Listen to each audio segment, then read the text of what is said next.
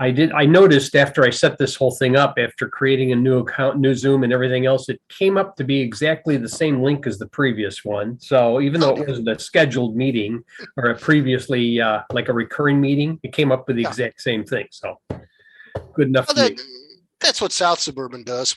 They have the same link. Same link. Yeah. Well, I wasn't sure if it was going to generate the same link, and I didn't feel like to go through the last 14 emails and see if any of these are different.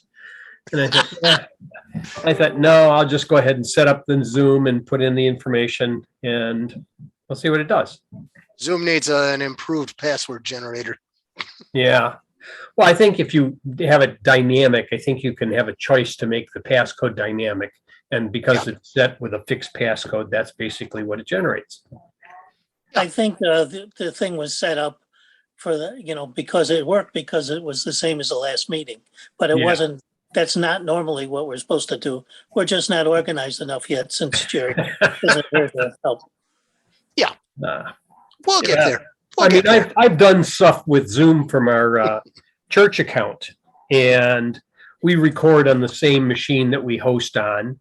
But we're also using OBS Studio and multiple cameras and special audio feeds and other stuff, and we never seem to have a problem recording on the same machine. In fact, we do two recordings: one local from the OBS Studio, and then we do another one from Zoom.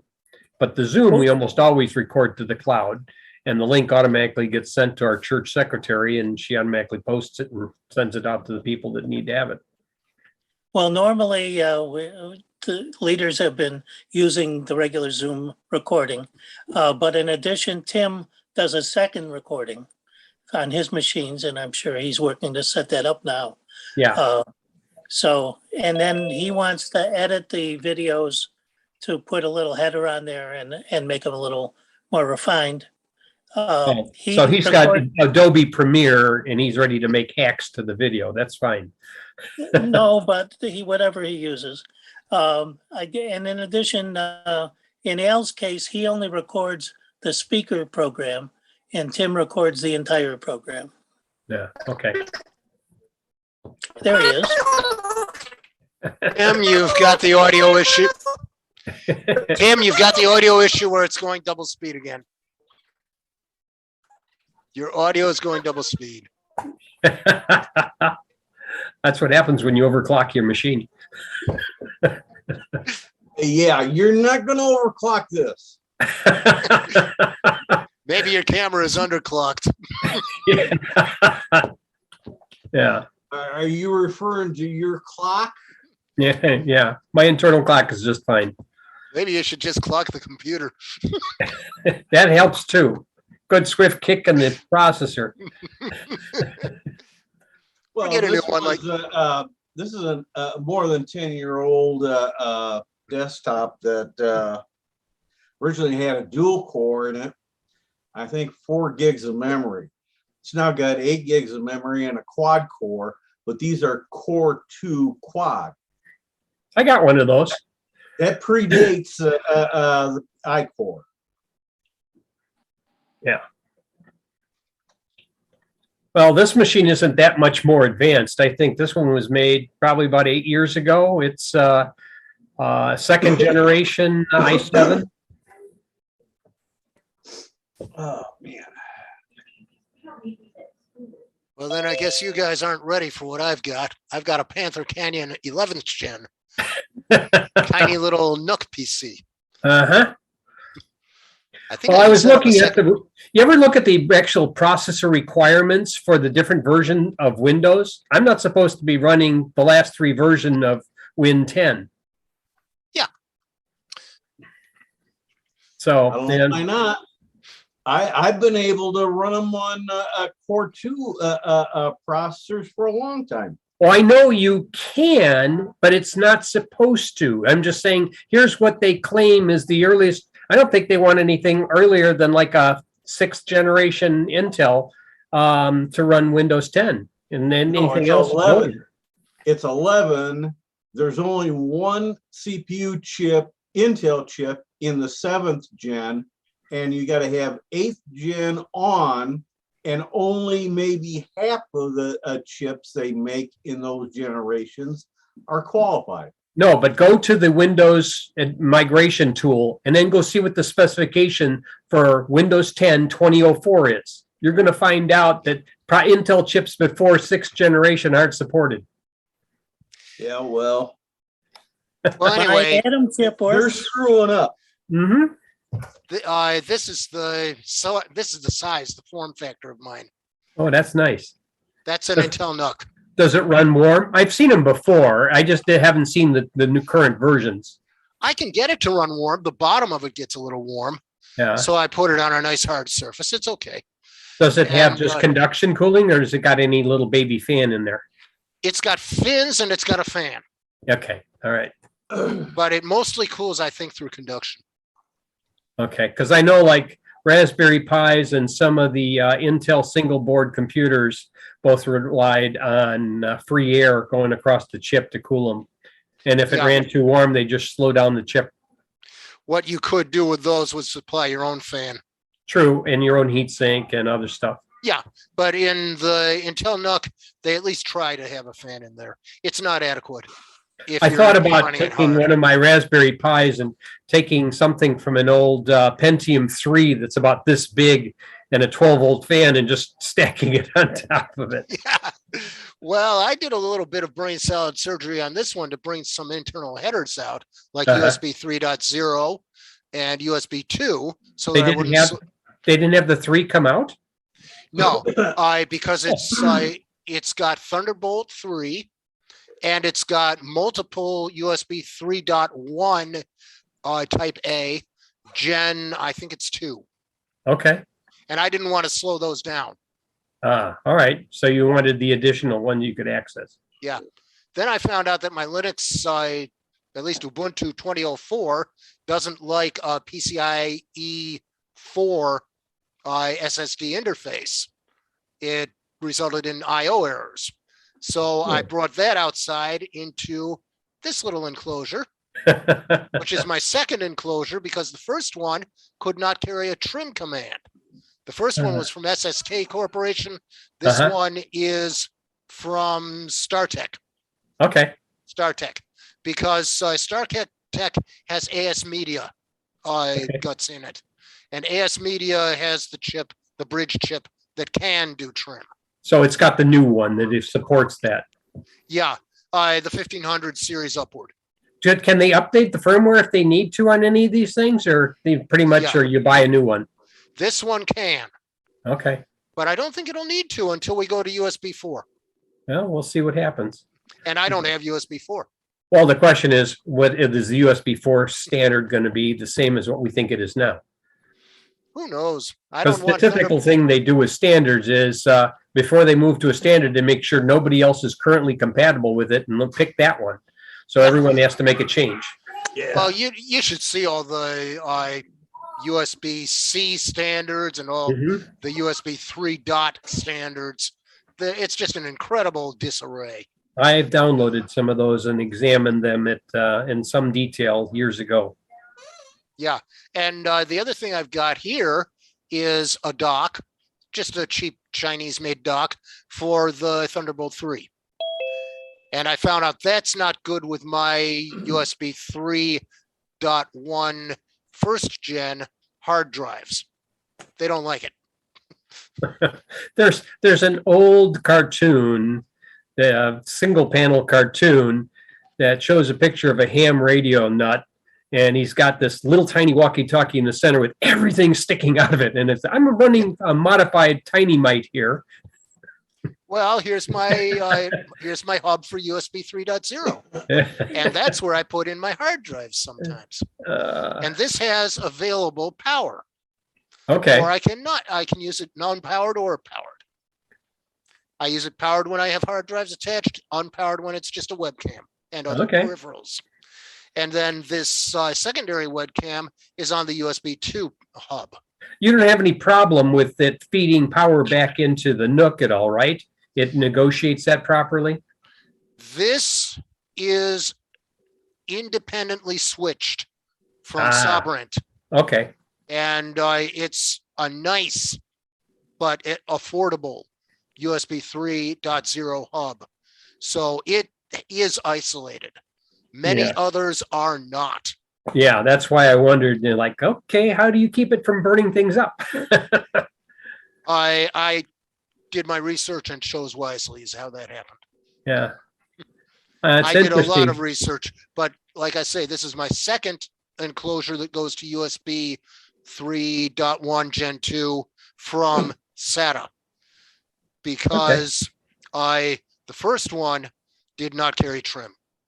And if you have an operating system on there, you really want to do trim. Right. And I also can over provision it from Linux because it's got only Linux on it, no Windows. Ah, okay. So that's what you did. All right, cool. Windows doesn't like to run on an external, and my Linux doesn't like the internal interface. So compromise. True. I see Sid's got a new pet in the background. Yeah, he's got a giraffe. Yeah, that via the Houston Zoo. That's live from the Houston Zoo. I was going to say you're horsing around, but it really was a giraffe.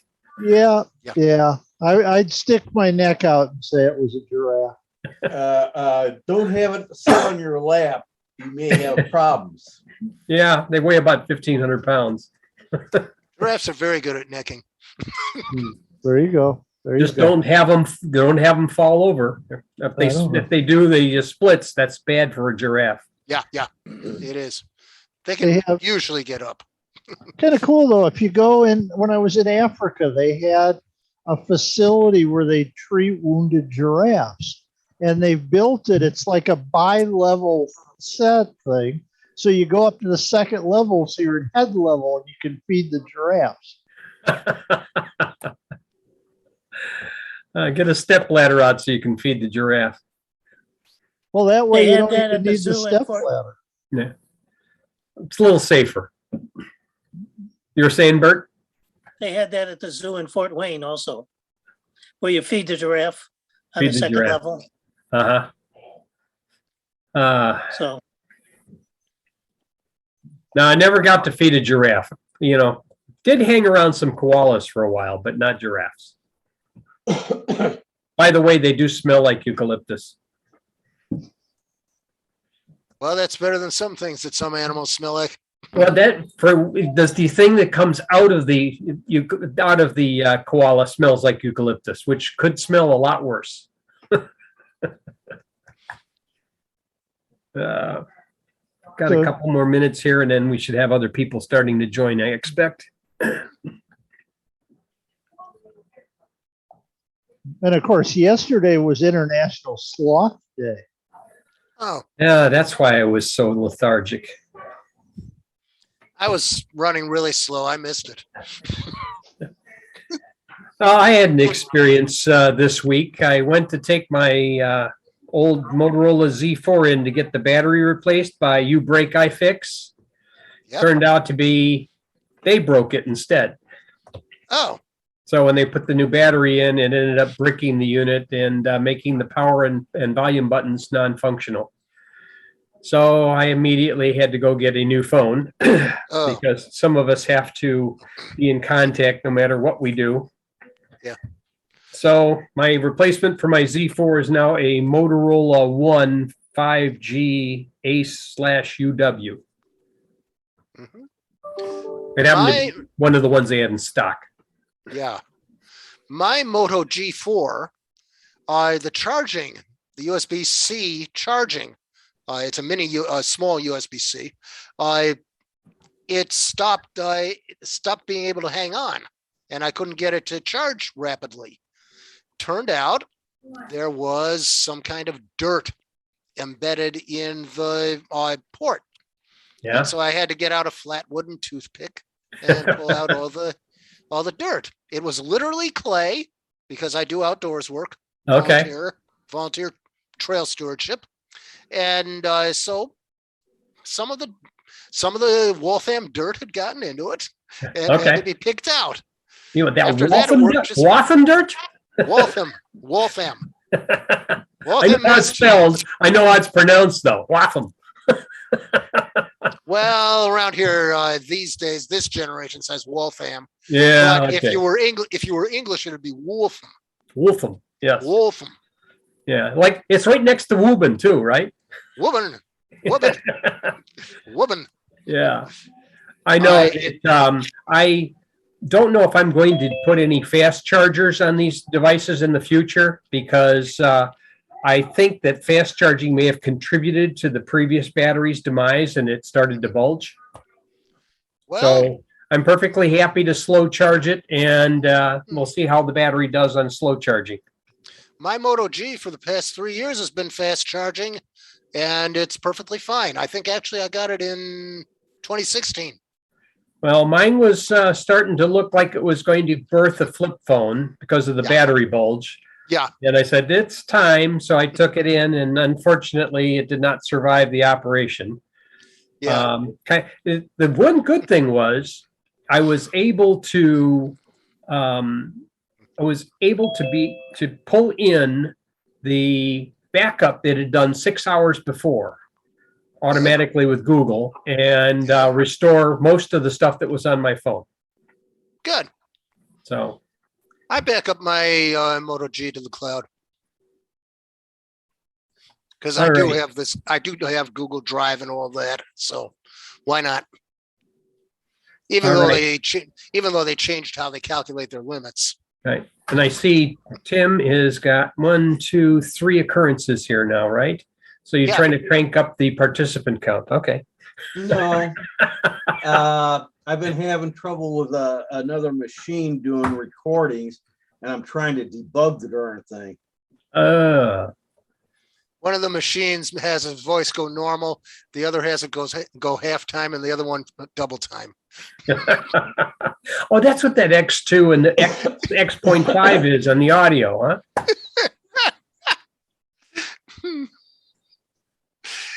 I don't Given know the where problem- that's come from. Okay. Given the problems I've been known to have with sound in Linux, I'm really I can empathize with what's going on with Tim with sound. Oh, yeah.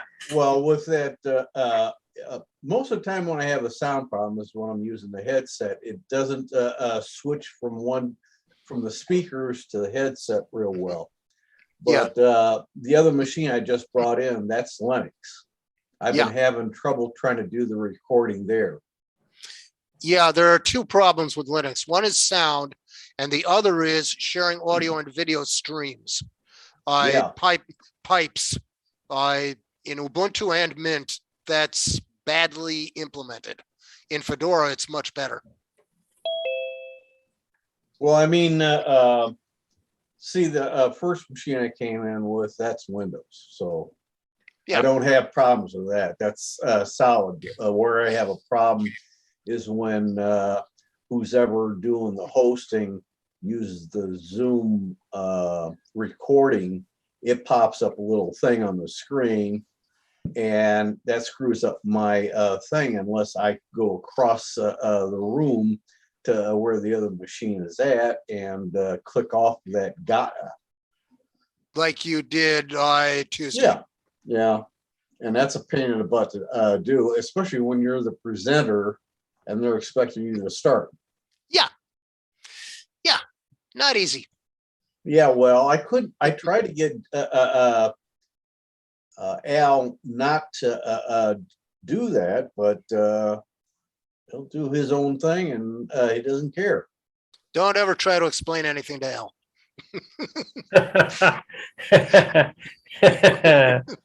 Oh, yeah. He knows what he knows. But as I see in the participant list, it's just like Christmas. Noel, Noel. Oh. He usually doesn't show up here. I know.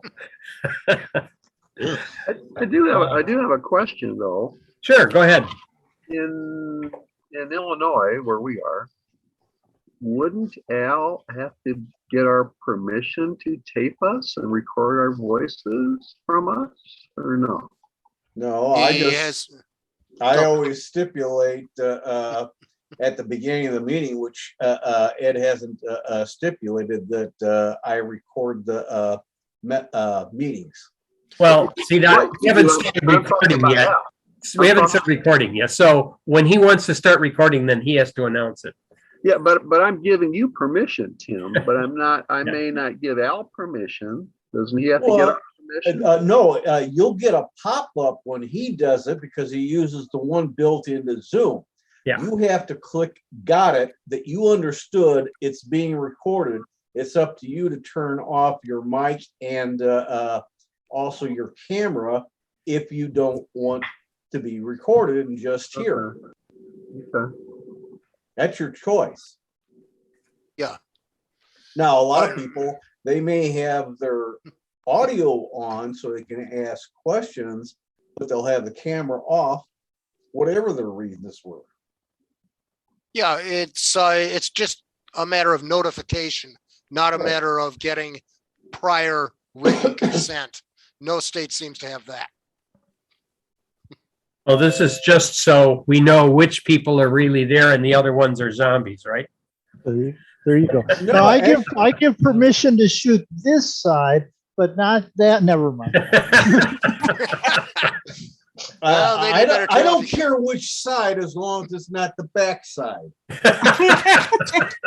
As long as it doesn't break the camera, we don't care. And if it breaks the camera, it's your camera. Yeah, that's right. It's his camera. I don't care either.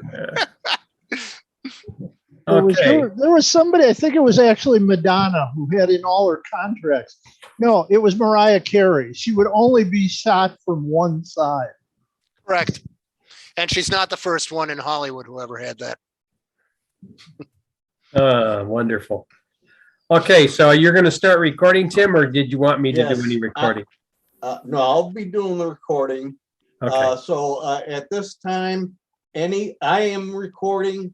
Anybody who doesn't want to be on camera on the video, turn off your camera. That's cool with me. Sid put his mask on.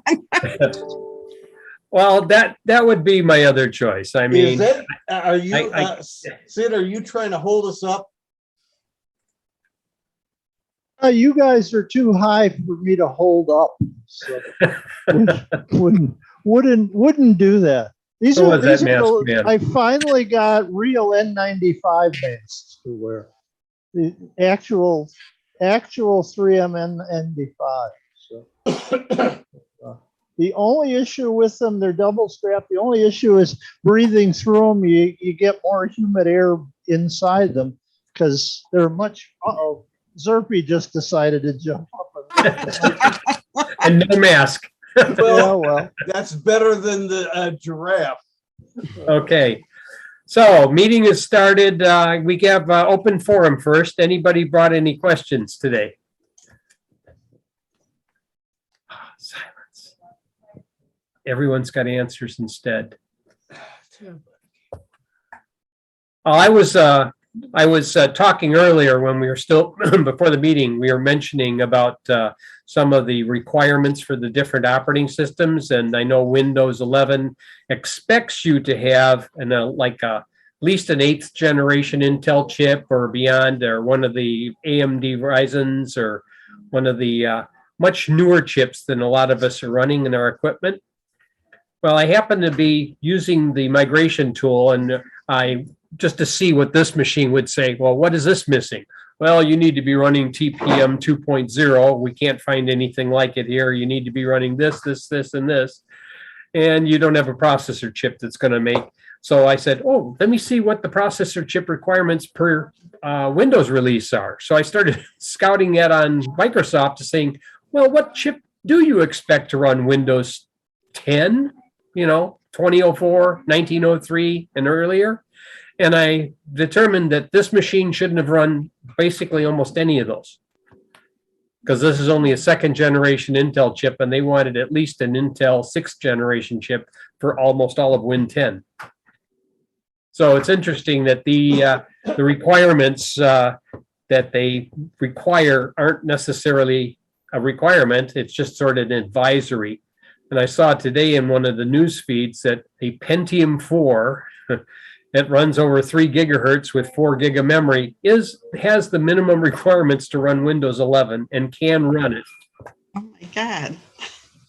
I wouldn't try it, and I'm a Windows Insider. This machine that I'm talking on is Windows 11 Insider. Yeah, but this one guy actually was running it on a Pentium 4. Little slow, but it was running. Like Well, I that mean- I like that a little slow. Yeah, how about a crawl? Yeah, that's more like what I would have thought. I have an Insider machine to my right here, which is running 11. It's completely stopped updating now. And if I go into updates and Insider, it says, you don't meet the requirements. You need to reinstall Windows 10 on this machine. They, heaven forbid, they do it for you and roll it back. No, you got to find the ISO and do it yourself.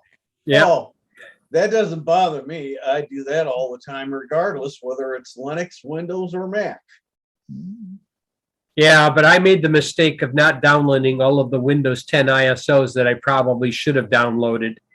I mean, I didn't do the 2020 releases in the middle of the pandemic. I should have downloaded them, but now they're barely available. You have to look around, and they might be available on a questionable source. Oh, because of Linux, I use a downloader called Rufus. And if you make a change in Rufus, you can download any version of Windows 10, I think 8, and I think you can still get 7. Okay. Well, I think you can still get those off of the Microsoft site. It just that they cut back on some of the Windows 10 versions, and they've hidden them in various places. So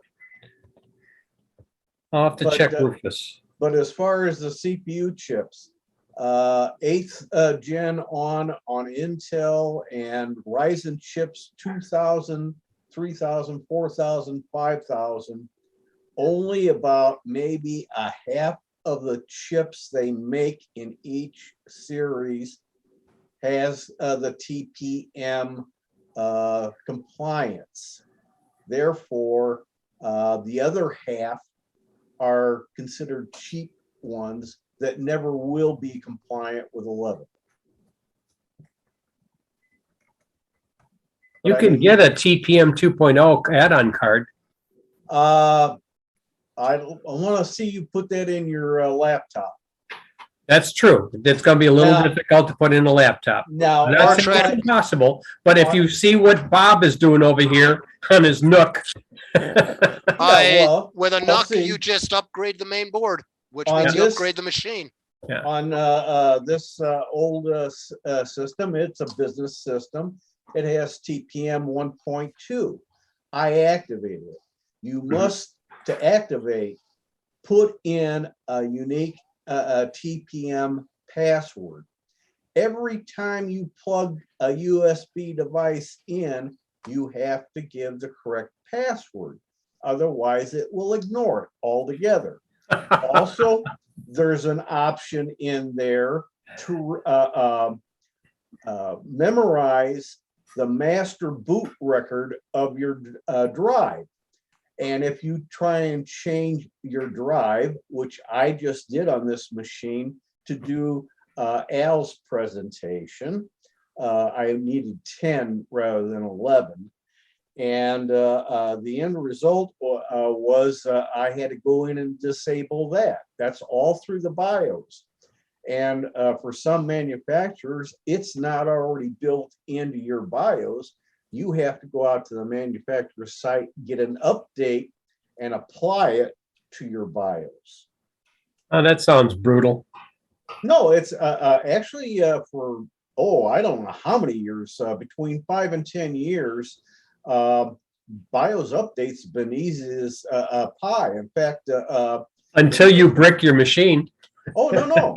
I took and I can usually be running 10, and I just double click on the BIOS update, and it comes up with the proper screens. You say, go do it. It does it. It reboots itself. All is fine. My previous NUC got several BIOS updates because of the whatever it was that was the microcode issue. Yeah, And those went very smoothly. They happened in both of my NUCs. They happened through the F2 routines or F7. Only one slight problem. When the BIOS screen comes up, half of it's in Cyrillic. No, never had it happen. Chinese, yeah, but not Cyrillic. I question any time a BIOS update can be done automatically in the main operating system without having to back down and said, here, apply it from my USB drive only under my command. Yeah, that's what mine does. It drops into the BIOS update routine.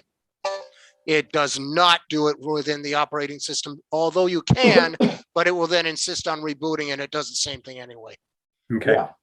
And see, that's the thing. They made it real easy. It used to be you had to create either a bootable flash drive and put the BIOS on it and point to it when it came up, or you had to cut a CD that was bootable with a BIOS sitting on it and do basically the same thing with that. And that was a nightmare. I recall a machine many years ago where my changing of the BIOS required me to pull a chip and put a new chip in. Oh, not a chance. And it was broke by their design, and I had to put in my own patch at boot time that would patch out the bad code. Wow. It violated it was a floppy disk driver section of the BIOS, and they were not waiting the proper amount of time before they hit multiple IO commands successively. They needed to delay in between a couple of the IO commands so it would overrun the chip, and it would read back, and it was reading the interrupt register, so it was reading and writing the interrupt register back, and it would corrupt it. Yes, found that one, fixed it, told them about it, and had to wait for them to generate. This is the thing. I had 3.01, reported it to them. They gave me 3.06 and 2.110. When I had fixed it, they gave me 3.07. That's when I learned that Phoenix BIOS wasn't cast in concrete. Actually, none of them are. That includes drivers too. Drivers, some people don't think they're that important. I keep my drivers as up to date as possible, and I found a good performance. And I've only been stumped 3 times, 2 of them on video, and I forget what the other one was on. And then you have to play a game backing out all the drivers you just updated, and then start adding them in one at a time and checking things out. As long as everything's good, you go on to the next one until you got all the drivers updated. Yeah, my Intel NUCs are pure Intel, so they use the Intel updater, which does both BIOS and drivers. And that's just easy peasy. Yeah, but you have it, all of the stuff is supplied by the same vendor. Right. Except one, the sound is Realtek. Okay. For the most part, it's all by the same. Let's see, what was the one I was looking for? Realtek audio is a nightmare. And it can be. It can be, but Windows 10 seems to make it a little better because it can override it. In Linux, it's a real pain. Well, it's a pain even in Windows, and they update it. It seems like about every 10 days. Yeah, well, the thing is, the update for my particular machine doesn't update every 10 days. They just come up with a new version. And that new version is not always something you want. Right. So I don't use third-party update utilities for that reason. I'm likely to run into something where, yeah, it's the latest driver, but it's not right for my hardware. Yeah. Well, I use third party, but so far they've done real well. Video drivers is always a big issue on drivers. And You just may not have the right video system in your machine, whether it's built onto the motherboard or a add-on card. And so the end result is sometimes you got to back that update out and go back to what you had because it worked.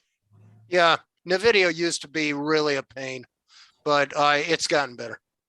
Well, that was one of, I had an email dialogue with the son of one of the guys I used to work with at Motorola. One of his machines, he's got an NVIDIA GeForce GTX 1060 that he's never sure. Well, it's probably a driver that's causing a BSOD on reference by pointer. And he said, well, which driver should I go through? The latest and greatest, highest performance? What should I pick? And I said, old, low, and slow. Because when you choose the newest driver, it's the same game we used to play with a lot of the Cisco software. With Cisco releases for networking hardware, you usually had 4 releases. The bleeding edge that had all of the functions, little less functions, but the previous release. And the last one was the reliable one that hadn't been updated in a while, but everyone's using it. So you had to figure out which 4 releases you were going to bring to site to make sure this thing would work. Jeez. Which of the 4 releases? Yeah, that sounds a lot like the versions of Fedora and Red Hat. They do that sort of thing too. Yeah. Oh, you want the newest, you want all the functionality, then you get all the bugs. We haven't tested it. What do you think 11 is? Yeah, It's bugged. I'm gonna wait for the first feature update before I do anything with it.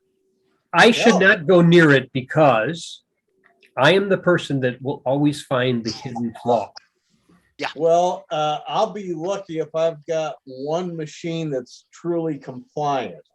The rest of them, not a chance. No, even on a perfectly compliant machine, brand new, official customer release document machine, I can take it, I can break it in 10 minutes. I'll find the first flaw. I used to be hired to do that by Motorola.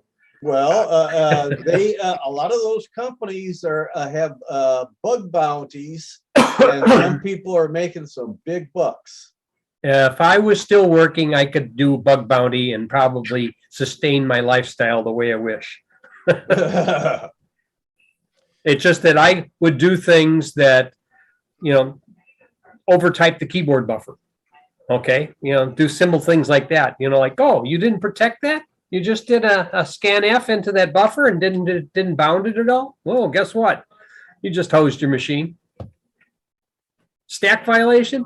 And especially on the things like the MIPS chipset, I always thought that was a little strange because almost all of the classical machines up to that date all had a stack pointer, frame pointer. But with the MIPS chipset, they don't have ability to have a frame pointer. So the frame pointer is mentally calculated by the code as an offset to the stack pointer. Not quite exactly what you expect, especially if there's a priority interrupt in the middle of that. But no, that's a long time ago with the MIPS 3000, which is the ancestor of a lot of the MIPS chipsets that are existing right now in our cell phones. Well, in any event, people can relax. Windows 10 will be supported for 4 more years. I even hear strong rumors they might extend it like they did XP.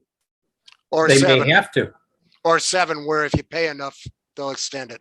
How many aircraft carriers are we going to have to upgrade? Actually, the U.S. military is the biggest push behind the security requirements of Windows 11. Well, look And they at want Windows, 11. Well, look at 11. Bottom line is its biggest thing is security. And that's great for any size business whatsoever. That also includes our government agencies, regardless whether it's federal, state, county, local governments, it doesn't matter. But when you take those same requirements for security and you put it on the backs of general consumers, that's a nightmare with one proviso. if there is a person working from home for an enterprise, they must have a compliant machine to do Yeah. the work on. But they should not be allowed to do any of their personal stuff on the same machine. They have to have their own consumer grade machine. Well, that's the point, is that you want a secure machine? Did you put a web browser on it? You just made it insecure. Mhm. Well, just Yeah. putting it on the internet made it insecure. Well, you can put it on the internet and still have it secure. It's just that nobody can do anything with it. You can't log on to any websites. Mhm. It's perfectly secure on in the internet. But you got all your software trying to update itself. No, it's without not going to be working. allowed to update. It's only going to be allowed to do what it's supposed to do on the internet, which is communicate with the computer it's supposed to. Mm. You let it And talk to other computers, guess what? That's a security breach. And the computer it's supposed to talk to may carry some updates. Yeah, and a lot of the machines that are really security conscious are firewalled from the internet anyway. Right. Yeah. But what Microsoft was responding to, it now turns out, is the military was pressuring them to put more security requirements into Windows 11, and Microsoft took that as something they should do for everybody because of all the ransomware with local governments and whatnot. But Yeah, they and too many spies with USB drives.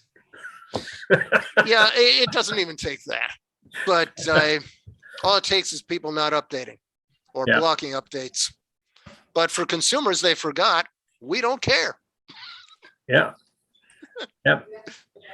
Well, of course, in the old days, everything was a dumb terminal and to a mainframe. And that's really what they're trying to get back to, in a sense. Maybe 2 layers of what the machine can do. One to be the dumb terminal and one to be your personal computer. Right. And putting that all in one machine is probably a mistake. You should have different machines for that. That's And right. your personal computer could easily be a Chromebook or an iPad.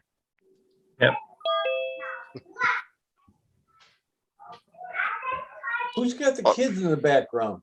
That's me. Yeah, that's what I thought. I got kids in the background. That's why they can't be muted.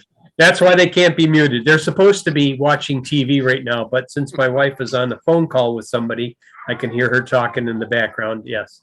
Those are grandkids number 1 and 2. Mhm. Terry, I see you made it back from the wake. Sanford, you too. But Terry, I saw you and your wife and Ari. Just as I was leaving, you were coming to the funeral home. Yeah, well, we went and represented CCS at the funeral. So we Ori and Sanford was there, I saw, and Mick was there too. So we all represented the group with the family, and there's quite a few of Jerry's neighbors were there. Yeah, quite a few. Well, one thing I found out when I was reading some of the stuff in the obit, I found out he grew up in Elmhurst probably around the time I was. Well, I went to York too, way back when too. Yeah. I went to Willowbrook, so there.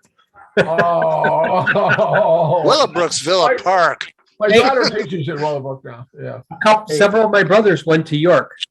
The boundary kept moving back and forth across the street. We were on the borderline of Euclid. Yeah, I think in 60, they split, yeah. My parents' house used to be right across from where the hospital is now down there. Oh, wow, yeah. Yeah, right there in the northwest corner of their parking lots. 2 parking lots across the street, the apartment building to the north, the retirement center to the southwest, and Timothy Christian to the west, and we ended up selling the lot to Timothy Christian. Oh, you're talking down by Butterfield. Yep, south of Butterfield. Yeah, oh, yeah. Yeah, the new junior high's down there, yeah. Oh, yes. Never went to that junior high. I went to Salt Creek. Oh, really? Yep. You didn't go to Sandbrook? Nope. And I can't go to the close one. I got to go to the far one. Oh, wow, yeah. I'd like to bring up a technical point about Zoom for both Terry and Carl. We're seeing the tops of your heads, not your whole face. That's okay. That's okay. Bob, If I it's don't want to intentional, scare you. continue. I don't want to scare you, Bob. That's everyone. Halloween, you know. Well, I would have to reach over in order to do that. No. Yeah, I know. I was gonna say, I don't want to There you scare you. go. And then Yeah. Think of a outside. Halloween better. costume. That's your security. Nobody can figure out if you're really there or not and who you is. Well, yeah. Gilroy was here. That's Yeah. exactly what I was thinking. That's a little dated though. All right. So I was discovering having to had to move to a new phone.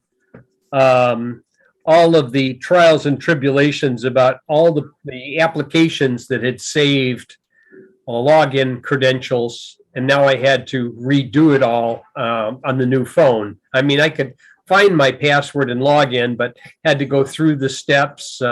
My QNAP no longer had the MAC address of the QNAP, so it couldn't do a wake on LAN until I ran over and manually pushed the button. Really had to stretch to push that button. And then after I had fired it up once, then it could recognize the MAC address. Oh, do you want me to do wake on LAN now?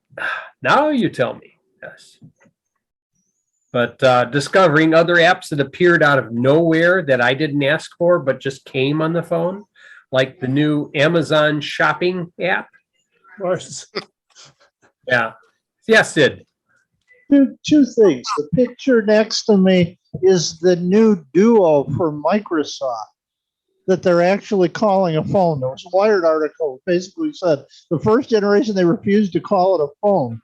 They said you could use it to make calls, but it's not a phone. This one they're actually calling a phone. Only $1,500 and up. So Yeah, the it's like a Motorola flip phone. I mean, I can go get a flip, and those were, they were on sale. I could have gotten it for $900. Hey, I love the Wired description though. They say it looks like an iPhone, except if it was an iPhone that had a line running down the middle, and if it was an iPhone that ran Android. Well, Sid, That I would buy. Sid, since you brought this up, you can buy each of us here one of those dual phones so we can see for ourselves. With Microsoft, instead of saying the phone is not a phone, now they're saying your operating system is a phone. It'll run Android, and pretty soon they're going to take our screens and fold them in half and stuff like that. Well, For Windows 11. remember where Microsoft got this idea from? They had bought Nokia. Yeah. Okay, so that's where it came from. It was a friend of mine used to work for Nokia, and then it became Nokia Microsoft, and then just Microsoft. So yeah, and they folded all that stuff inside. So yeah, that's where it came from. Well, now Okay. they've got the Your Phone app so that you can actually have a permanent connection if you need. I don't think I need that close of a connection. I mean, the closest of the connection that I thought I would need, and I discovered this after I had turned my phone in to be repaired, was that I could read my text messages online with Verizon. So I tried it and oh, good. I can get to my text messages. However, it didn't happen to also pull down the contacts. So everyone was a phone number instead of a contact name. Well, with some phones, it'll take the contacts, but not with all. Yeah, not with Verizon. The online did not do that. But just discovering those kinds of things that had saved credentials and this is the first time I've used that application since then. And along the way, OnStar went and changed something on me because I no longer can check the tire pressure in my car anymore.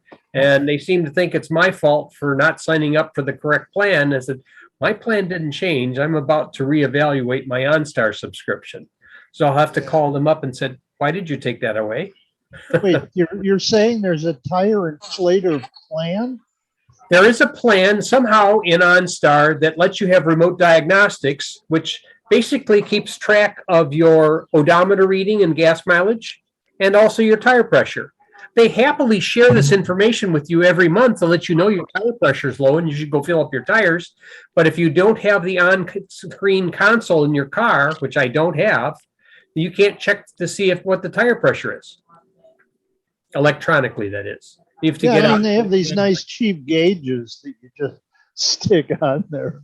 Well, it has the tire pressure monitoring system, TPMS.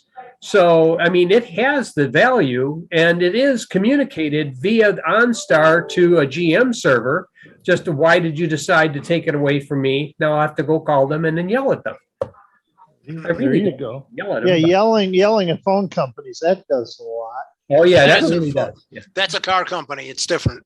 It's a car company, yes. Okay, Oh, I heard, I don't have an OnStar app on my phone, but I somehow have a basic OnStar plan. I don't pay anything for it. It just, the basic functionality came with my car. Yeah. And every month OnStar sends me, or I laughed, my car sends me an email every month.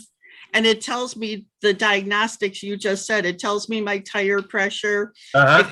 It goes through and it checks to see that things are working okay. And like I was running low on oil. It reminded me that I needed an oil change.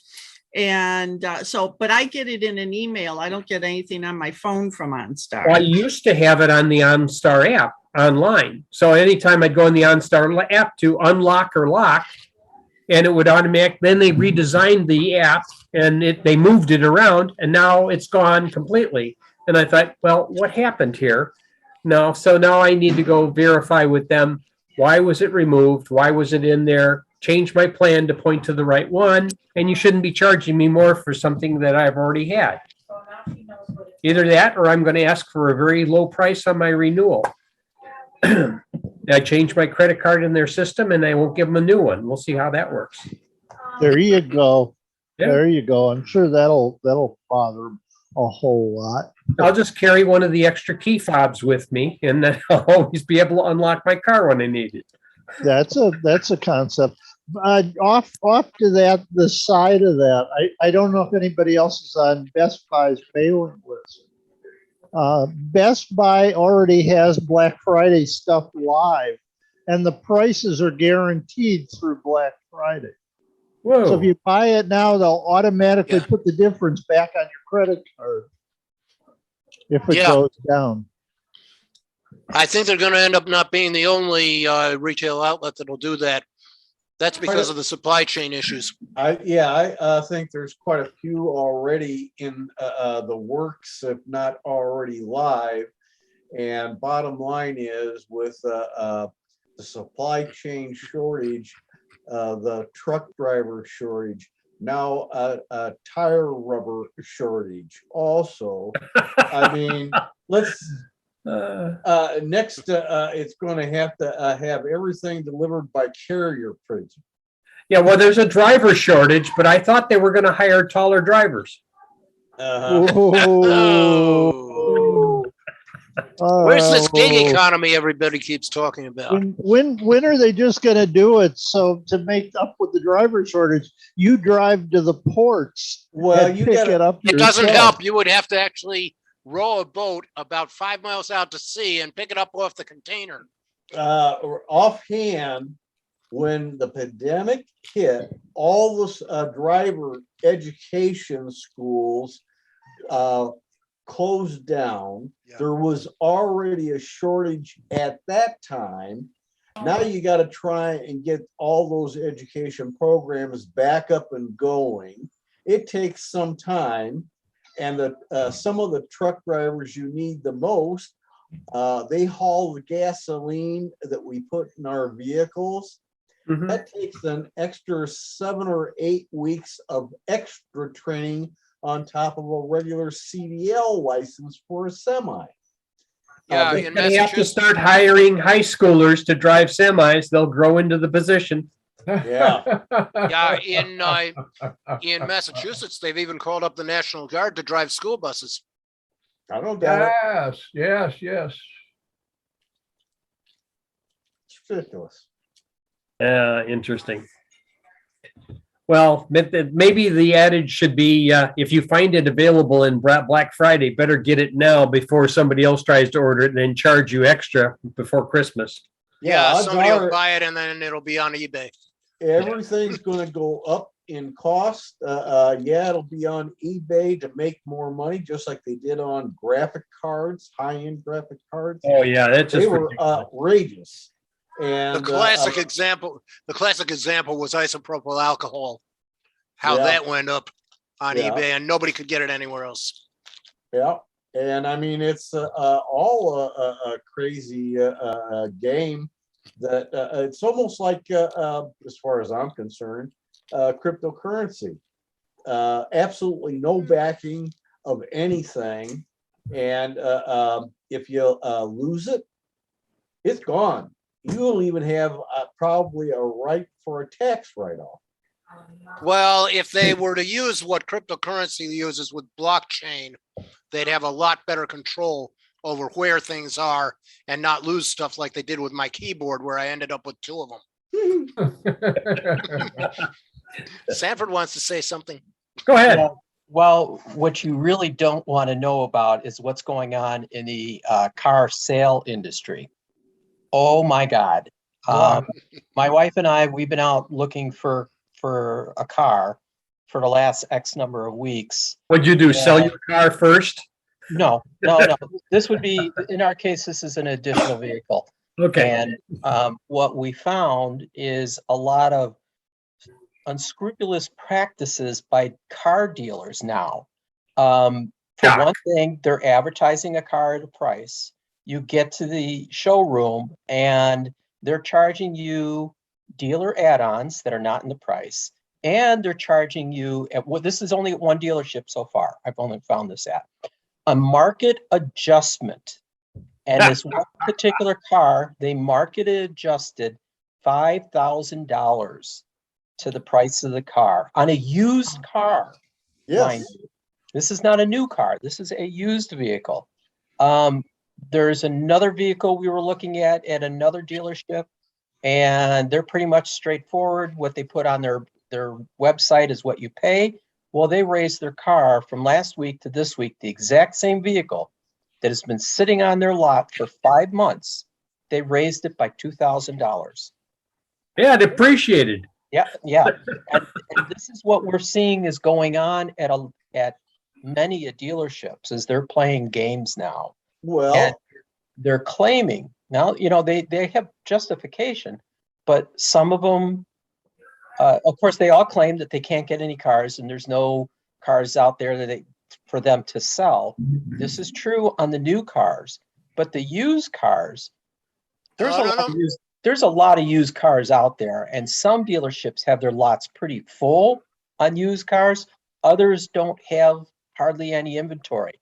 Actually, both used cars and rental cars, there are shortages. People are not giving up their cars.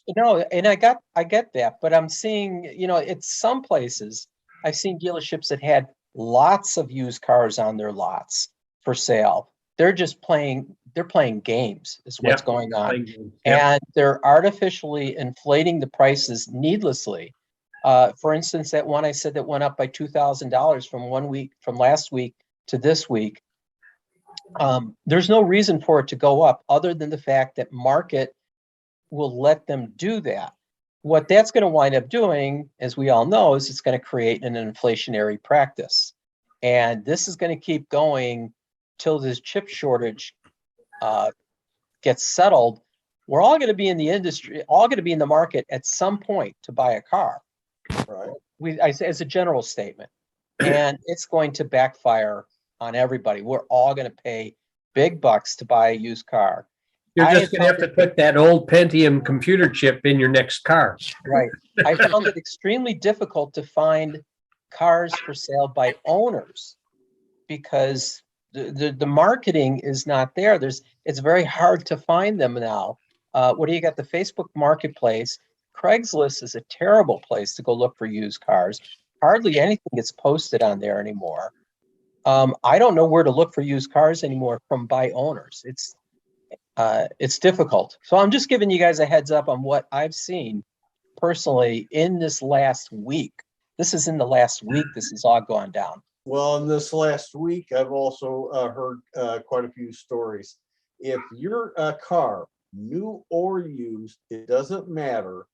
If it's got to go in for repairs, good luck whenever you'll get it back because of the parts shortages, because the parts are out on the ships in the ports.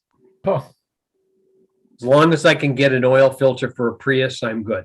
Don't bet on it. Well, I'll call them and make sure they got it first. Well, I just did the oil filter on the Prius, except mine's a 2010. Mine is too. Okay, well, Have maybe you we can swap and trade. Have you changed the inverter coolant yet? I don't know.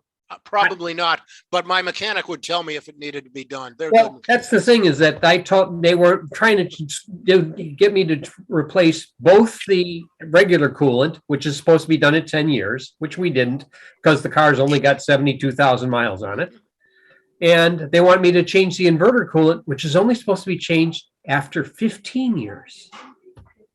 Yeah, or a certain number of miles. Or a certain number of miles, but because of the mileage, maybe we're at 75,000, but it's still 75,000 on a 10-year-old car. No.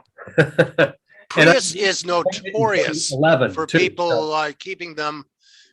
Prius owners are notorious for keeping the cars until they get like hundreds of thousands of miles on them.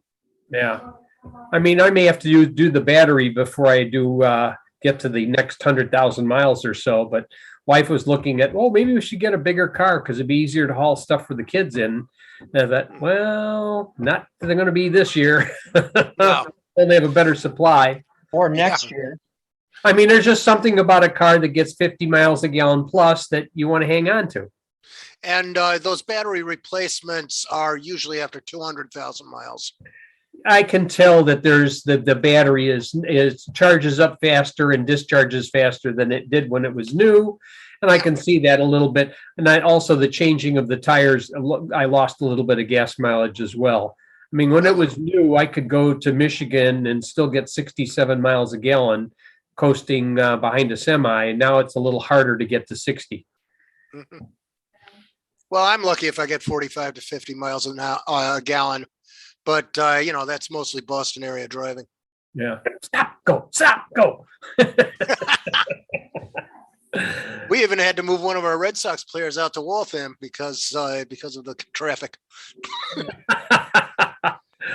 That happens.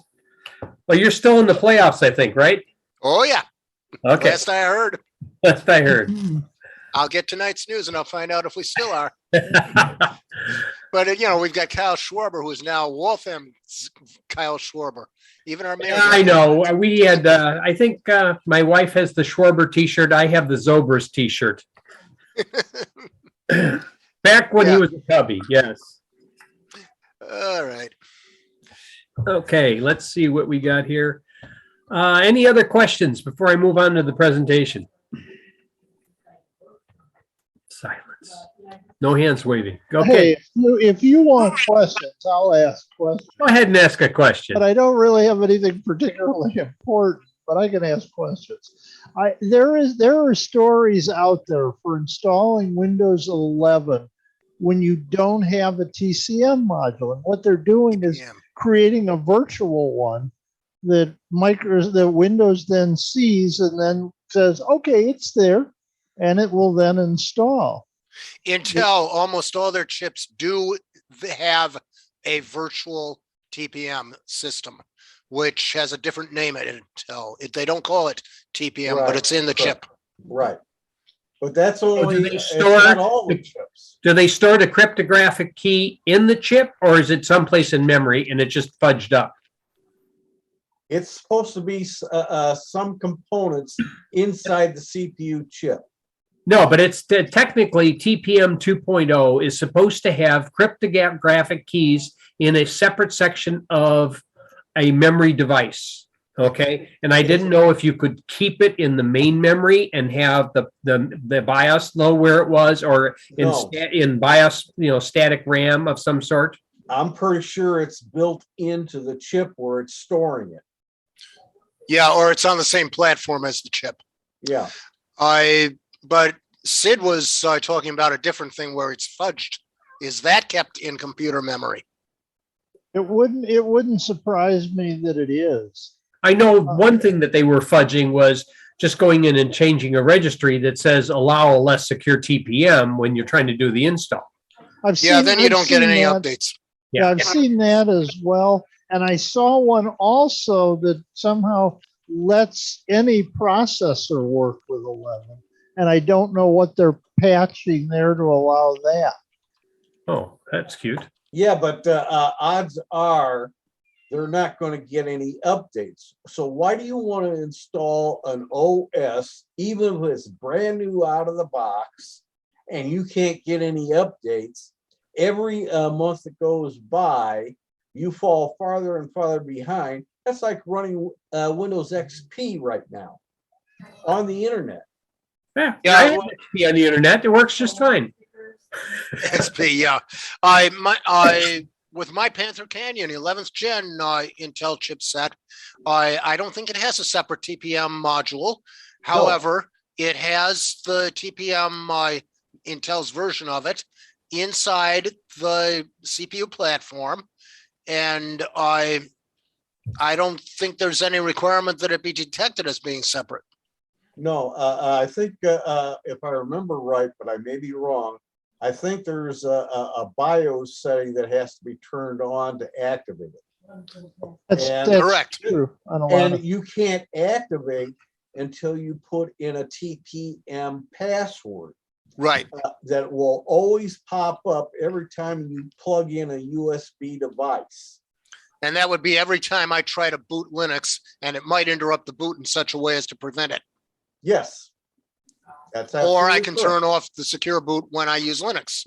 Well, see, that's the other headache is for 11 compliance, you got to have the TPM and the secure boot. Yeah, but the TPM, that can be switched off temporarily, can't it? If you go in your BIOS every time, Yeah. yes. That's what I mean. Well, And that's one hell of a headache. That and you may, in some Linux versions, also have to turn off secure boot at the same time Right. if it's on. You're going to wear out that poor BIOS. It's not used to that kind of wear and tear.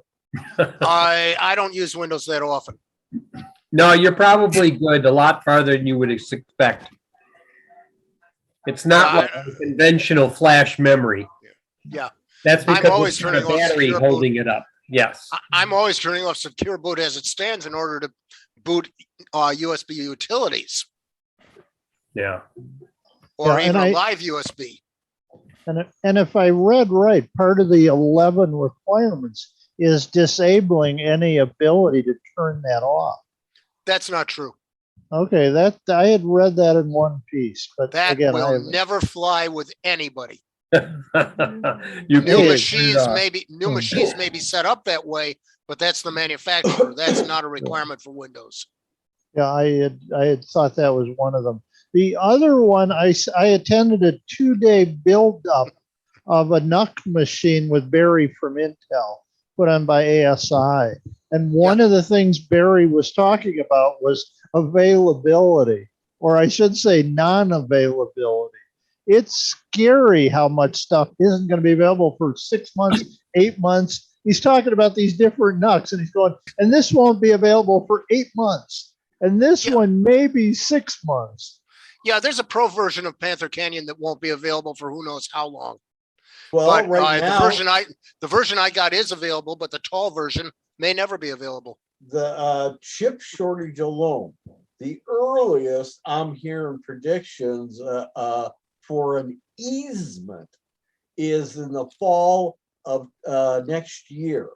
Otherwise, it may go all the way into 2023 at the moment. And that's because they can't manufacture the stuff fast enough. well, I'm going to go out to the hedgerow and start harvesting all of the sticks. So when you want firewood this winter, I can sell it to you at a premium.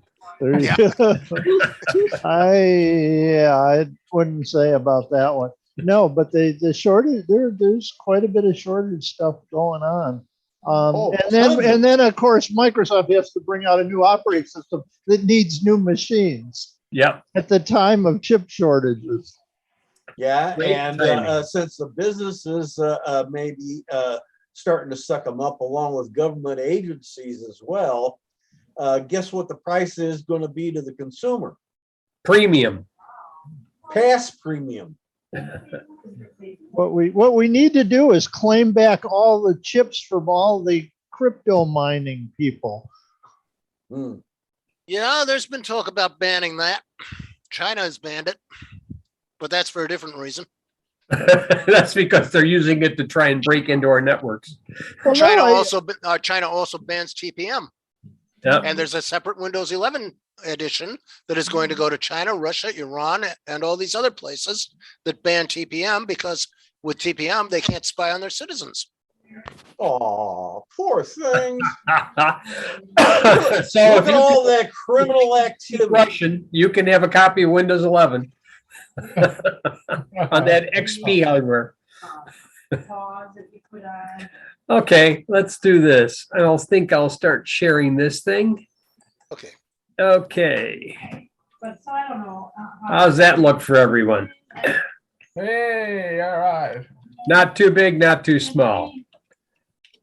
Okay, Right. so this is understanding programs that are utilizing open source.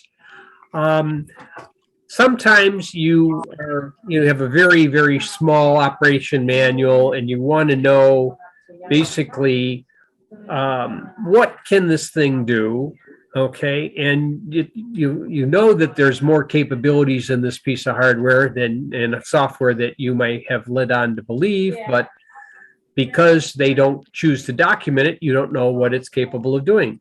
Sometimes you can find out more information by going in and looking at what kind of open source that they've utilized to build the product. A lot of products are built with open source. What is open source? Okay, so let's see if I can page down here. Open source is source code that can be freely accessed, used, changed, shared, and modified and unmodified by anyone. Okay, so there's the open source definition that is recognized, and it has criteria for what must be met by the software license in order to qualify under open source and to use existing open source software in the creation of your product. So it has to be freely redistributable. That means they can't charge you to give you a copy of it. You have to supply the source code in both compiled and non-compiled form so that you could basically recreate it. Now, some things they do not keep in source code format, and they may keep those in a binary file, which happens to be the lowest level hardware interface code that might be necessary to support a product. Sometimes those are created directly in binary or in some sort of macro assembler code, and that is beneath the operating system, so to speak. If you take it, make a change to it, and change the name and make it do something slightly different, that's a derived work.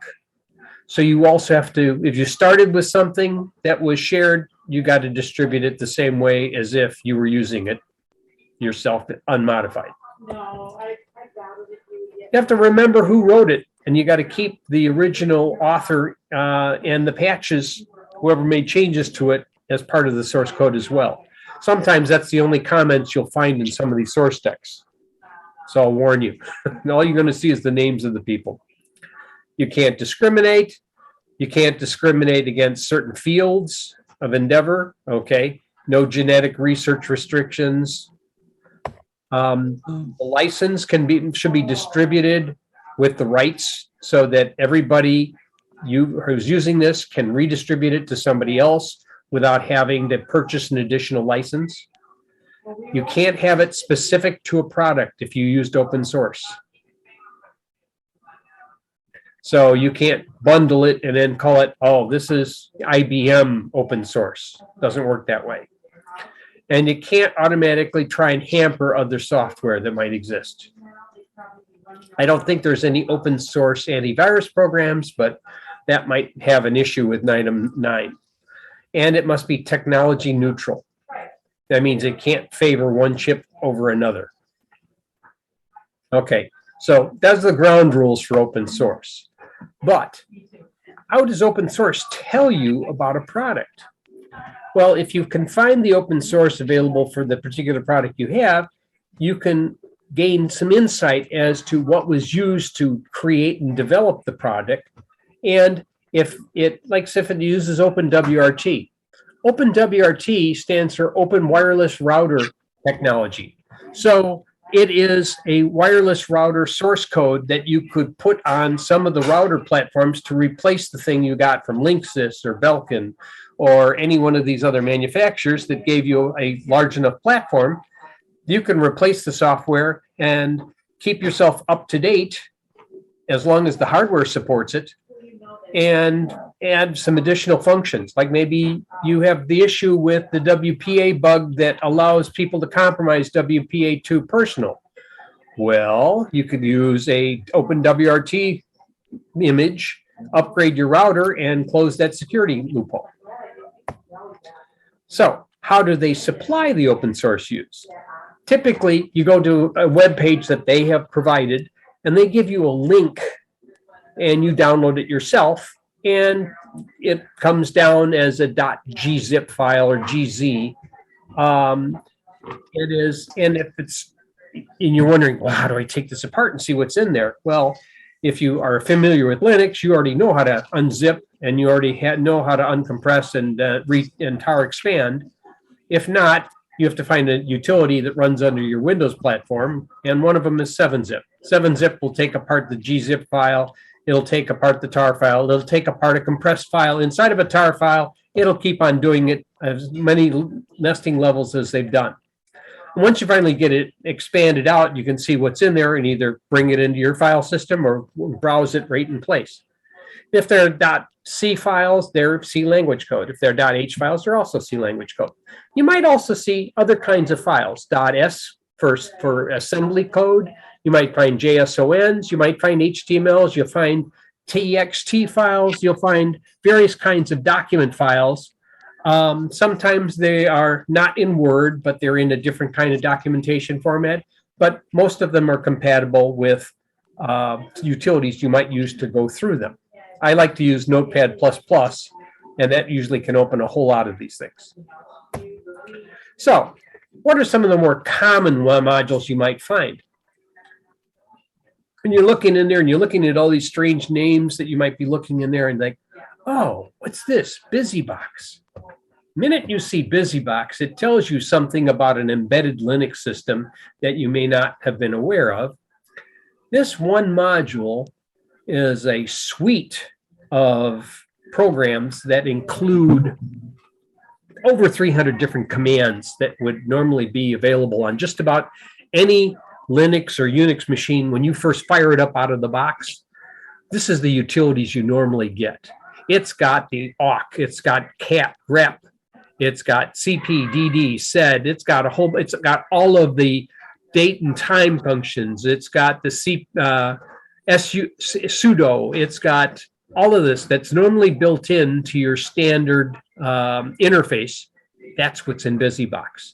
And BusyBox is designed for embedded Linux, but there's no saying if it's running on top of a POSIX structure, it could actually be the same thing used in a regular Linux distribution as well.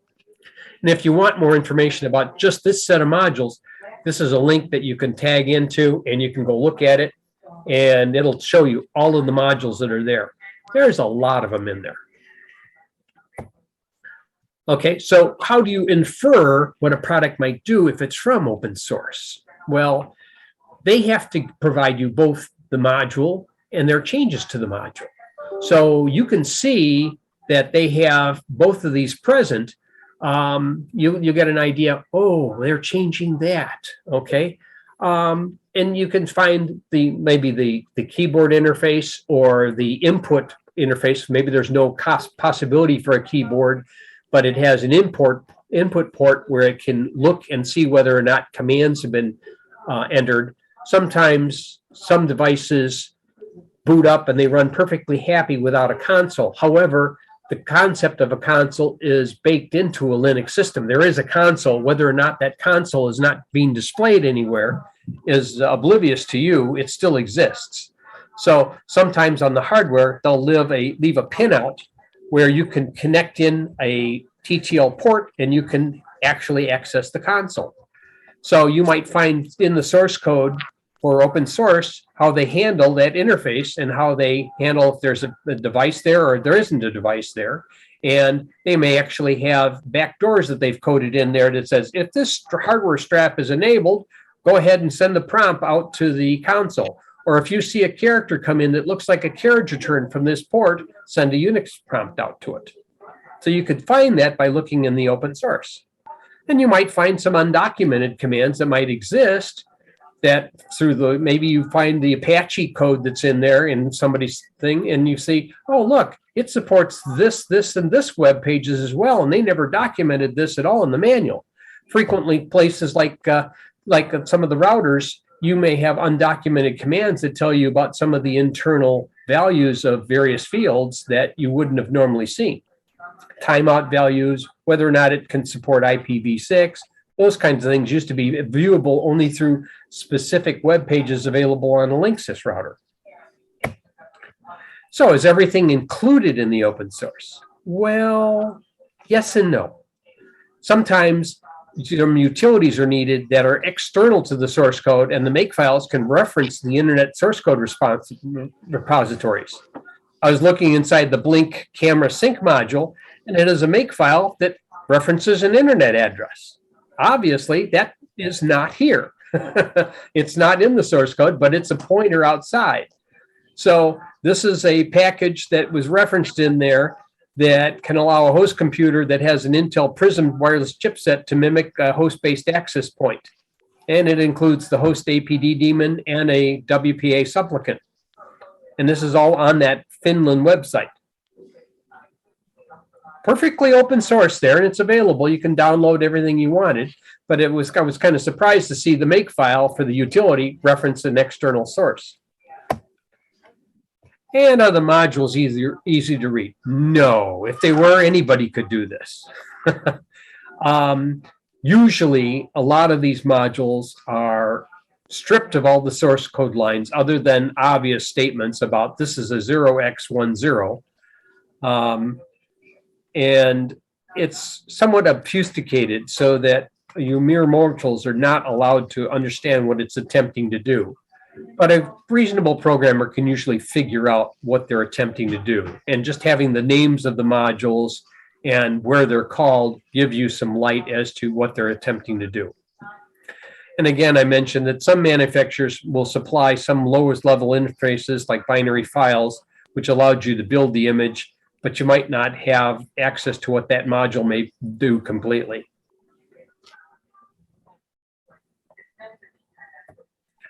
And here's some popular open source products that you probably may or may not be aware of that you could download the source code and make your own version of this if you wanted. OpenWRT is a classic one for open source wireless router software. And there's a number of images available on openwrt.org. Firefox is open source. LibreOffice is open source. GIMP, the video editor, is open source. VLC Media Player, I was not aware that VLC Media Player was open source, but it is too. Of course, Linux, it follows under the open source software. I had not known about Blender, which is a 3D graphics and animation tool, but that's open source. GNU makes a whole series of compilers for all kinds of different chipsets and also some assembly code as well, and Python. So that's basically what I had for the presentation. I wasn't sure anybody had any questions about what I had. If I need to go back to any of the slides. A couple of things. Sure. First of all, in the graphics and animation realm, Handbrake is open source. Yeah, I just picked the top 10. I know Handbrake is a classic as well, and that's one that's very, very useful as well. And in the antivirus realm, ClamAV and its databases are open source. Okay, good. Put that down. Sid, you had a question. No, and of course, Chromium is open source. Oh, yes, and Chromium too, yes. As long as you don't try and change it and sell it. Here, let's stop the Well, share. you've got, well, a lot of open source projects are not, you're not allowed to resell. What you also come into is two things: forking. You will get that, and the other thing is reverse open sourcing, for lack of a better word. Open source projects who become commercial instead. Yeah, that happens too. But if they still used any of the open source, they have to be very cognizant of what they used and either engineer without it if they want to take it private. I mean, there are some of them that just end up, the source code ends up getting put in the Git repository and it no longer has any active support. And that's how some of these things eventually disappear.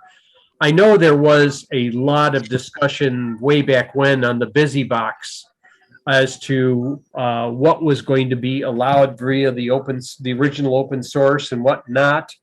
And they ended up coming out with a toy box version that was targeted for BSD and other systems that did not have any of the restrictions on the open source requirements. When people take open source projects that are popular and they take them commercial or private or start charging a fee, they very frequently, very quickly get forked. One example was Aptic, which is a backup program for Linux data. And it became non-free. And Mint had already incorporated most of its features. So now there may be a fork if people are interested in it. Yeah. Others absolutely die because there's really no interest. There are other programs that do more or less the same thing, just maybe not in one convenient package. And the product itself may just decide to go ahead and have its own issues, like which version of Python is the latest, and are you a Python 2 or a Python 3 or a Python X format enthusiast? You know, Yeah, and which version of Python you have can really mess up how things work in your operating system. Oh yes, big time. I've had problems with those kinds of dependency issues in every Linux I've tried. Okay, let's see if I can do this now. All right. Oh, and by the way, Chromium has been repackaged and some of the repackaging has been turned into commercial products. But most of the Chromium-based browsers remain open source, including Edge. Okay, I am making the presentation available, and I will send that copy separately to the person who is unable to get it through the chat. Thank you. I'm going to try it again, but I don't know why I have trouble getting it. It'll just store it on that iPad and you won't be able to get it off of the iPad. That's the problem, right? Where did it hide it on the iPad? I can't. No, I'm using a computer now, but I've tried download here. I'm going to try it right now. Why can't I get it? Hold on. You just click on it and it's going to ask where. It's also very interesting how Microsoft is using and abusing the open source licensing in their Windows subsystem for Linux. Well, I was really started this by looking at some of the open source for Blink. Okay. And let's see if I can. Okay, let's do this. Which one do I want? Okay, I don't want that. All right, I don't want this on. I don't need this on. Okay, anyhow, let's go back here and I have to do share on the screen. I was looking at, oh, this just went full screen on me. I don't want to do full screen. All right, share screen. Okay, this is the one I want right here, share. Okay, so I was looking up the Blink open source. Let me go back here. So basically, when you're looking for the open source, you can search Blink for Home open source compliance. And you can find that they have two main modules, U-Boot and OpenWRT are being referenced, okay?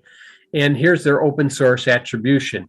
So if I click on this, and it basically says which modules have what in them. And I was concerned about the Blink camera. Okay, so I clicked on the Blink camera and it says it only has one open source module, embed-TLS. And that's the security section in embedded TLS. I said, I think you're using a little more than that. I would think, where's the Linux kernel attribution? Where's some of the other stuff that you got running in there? Because if you do one of these and look at one of the teardown of the Blink security cameras, they show you inside of a Blink camera. Thank you, Brian Dilpert. Right here, there is a picture of the, there's a header in here with some pins. Let's see, where right here, 3 pins. I can connect up a TTL level serial interface and access it. And they say it's open to hijack, and they tell you basically how it is. And they tell you, basically where you can go in. I'm not sure if it has it on here. There was a number of these, but basically they even give you the passwords on one of these hijacks. I think maybe this is the one, command injection flaws. That actually shows there's the connector on this Blink camera. Okay. And then they actually say, where was the one I'm looking for? This is some of the stuff that they found. Get network and this and other helper scripts. So obviously they've pulled back some of the open source that was originally published, and this particular found it, but using root and Willow XXX, where XXX is the last 3 digits of the device serial number, to access the operating system. So I thought, okay, shouldn't there be some attribution to a Linux kernel that's running on this Blink camera? And I go back into it doesn't say anything about, OpenWRT or anything running on it. So I just thought that looks kind of interesting, that maybe they need to have a little bit more. And I'm sure this is, they reference Apache, but this isn't, this is just one module. This is a very small module here. Okay. And basically you can find, this is as far as it goes without actually going in there and trying to download some of the modules. But anyhow, I thought that was kind of interesting that this one particular person hacking it could find more information about open source. So might be a good ploy when I try and call them up and said, I'll tell you what, are you going to let me have access to these modules that were registered by somebody else and let them be registered to me? Or should I start taking it apart and posting this information on the internet that you're violating the open source guidelines?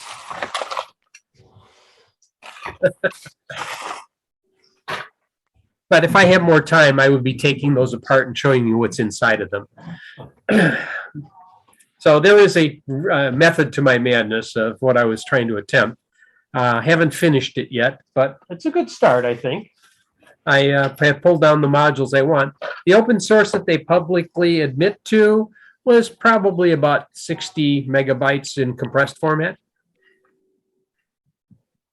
So, and it had both C code and macro assembler for this particular chipset that lives inside of some of these devices. I have there's more information that is actually shown about the modules inside of the sync module.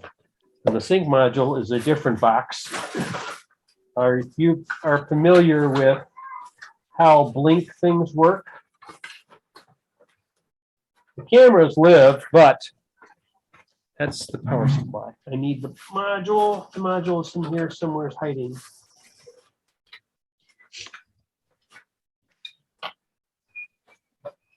where I still have it. Power supply. There we go.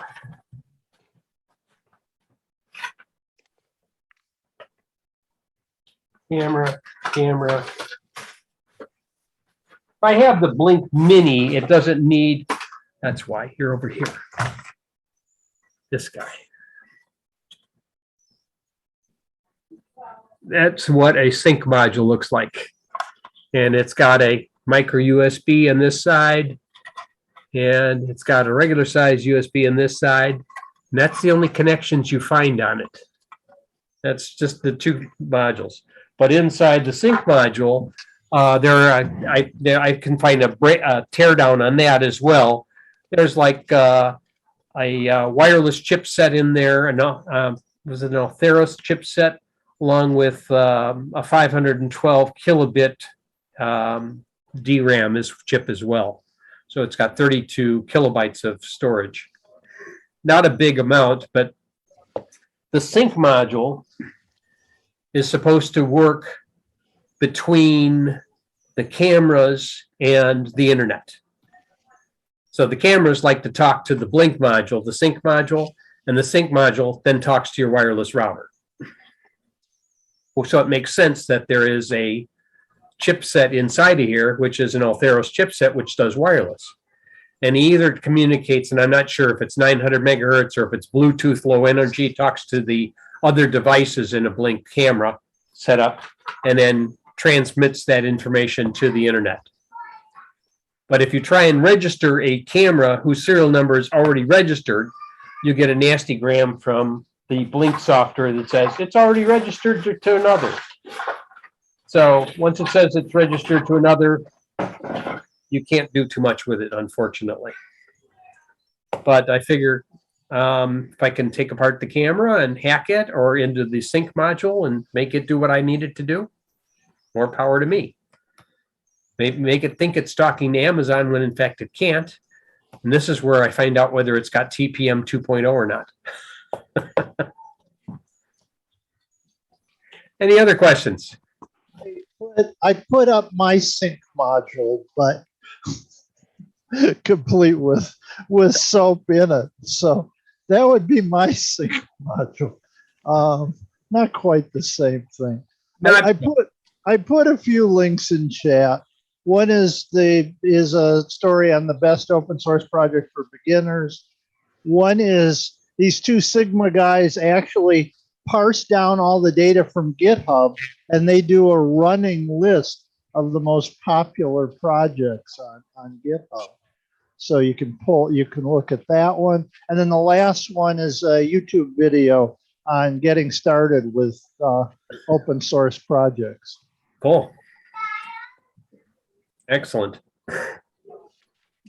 So there's some more things to go look at if you're interested in doing that. It depends how much time you have available if you want to get involved with open source. If you're a programmer and you understand already how to extract modules and download stuff from the GitHub and build it all up yourself, you're ready to go.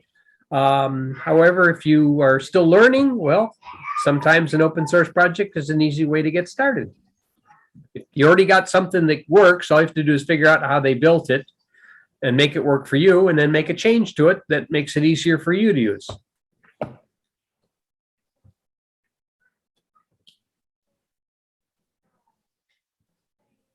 Okay, other questions? Did I see a hand raised? No, I did not. Thought I saw one. Ed, I did download the presentation. The problem I have is I can't open the file. It says the file type is file. Rename it to a PDF. Rename it to a PDF? Yeah, rename it to a PDF. Okay, let me try that. Rename it and give it a .pdf extension. Uh-huh. I mean, I could see if it complained because it was downloaded from an unsecure source and you had to allow permissions to open it, but other than that, it should be able to play. I try to make all of my virus-prone PDFs very, very hard to find. Okay, that worked. Cool. Now you have the secret. And it's kind of weird. It's kind of weird because I downloaded it and it downloaded as a PDF. So Yeah, mine too. That's a difference between Windows and iPad. Yeah, but she said she's on a No. regular Windows. computer. I'm on a Windows 10 computer now. Well, then that's something that happens in your Zoom. Do you have the latest Zoom version? Probably not.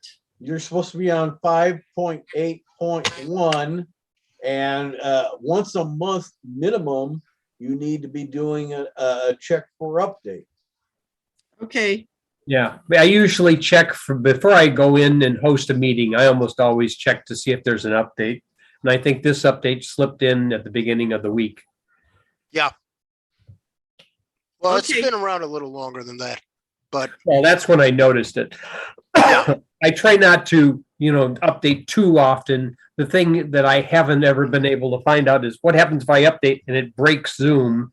I don't have a backup of the previous Zoom unless I do a backup of the entire machine, and that's usually not feasible when you have 15 minutes before your next meeting.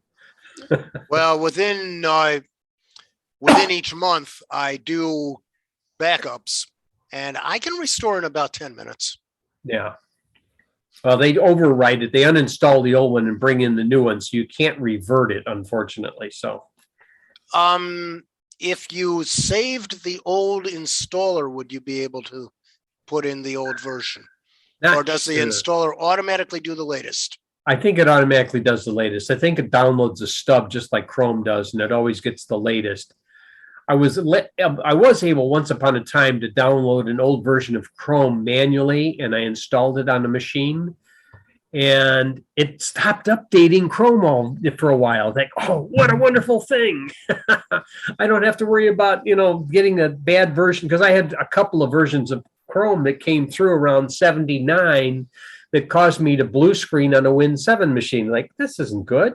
I don't want this at all. I had to go back, and then it worked fine. And I determined it was the version of Chrome that downloaded. It wasn't anything else. I mean, I didn't change any drivers. So, yeah, something that pushed it over the edge. that's like I've been using Brave, and I downloaded from their repository Brave X64. Yeah. And they put out a thing saying you really should never have installed those versions because the auto updater doesn't work right with them. And so they gave a registry key patch, and I did that. That didn't solve it. It refuses to install the updates. And I uninstalled, reinstalled. That didn't do it. Whoa. You have to clear all of the directories and all the data stuff and reinstall just for that. That sounds painful. Yep. Yep. Yes. Okay. Well, that's why it's called Brave. Yeah. I still have an issue. One of the websites I have, the City Cards, I don't know what they do, but they must download all of your information into local memory in the web page, because it always is giving me an snap out of memory error. And this is with like a gigabyte and a half of memory free before I load Chrome. And I think, what are you loading that needs so much room? None of the other web pages that I ever go near ever have this problem. That sounds like it's not coded correctly. I'm pretty sure it's not coded correctly. And they always send me this thing, oh, you should sign up for e-statements. And I said, I responded to them, fat chance. If your program blows up my browser and I only had e-statements, I'd be in deep kimchi. I mean, it doesn't happen on a bigger machine, 16 gig machine with 64-bit. That's fine.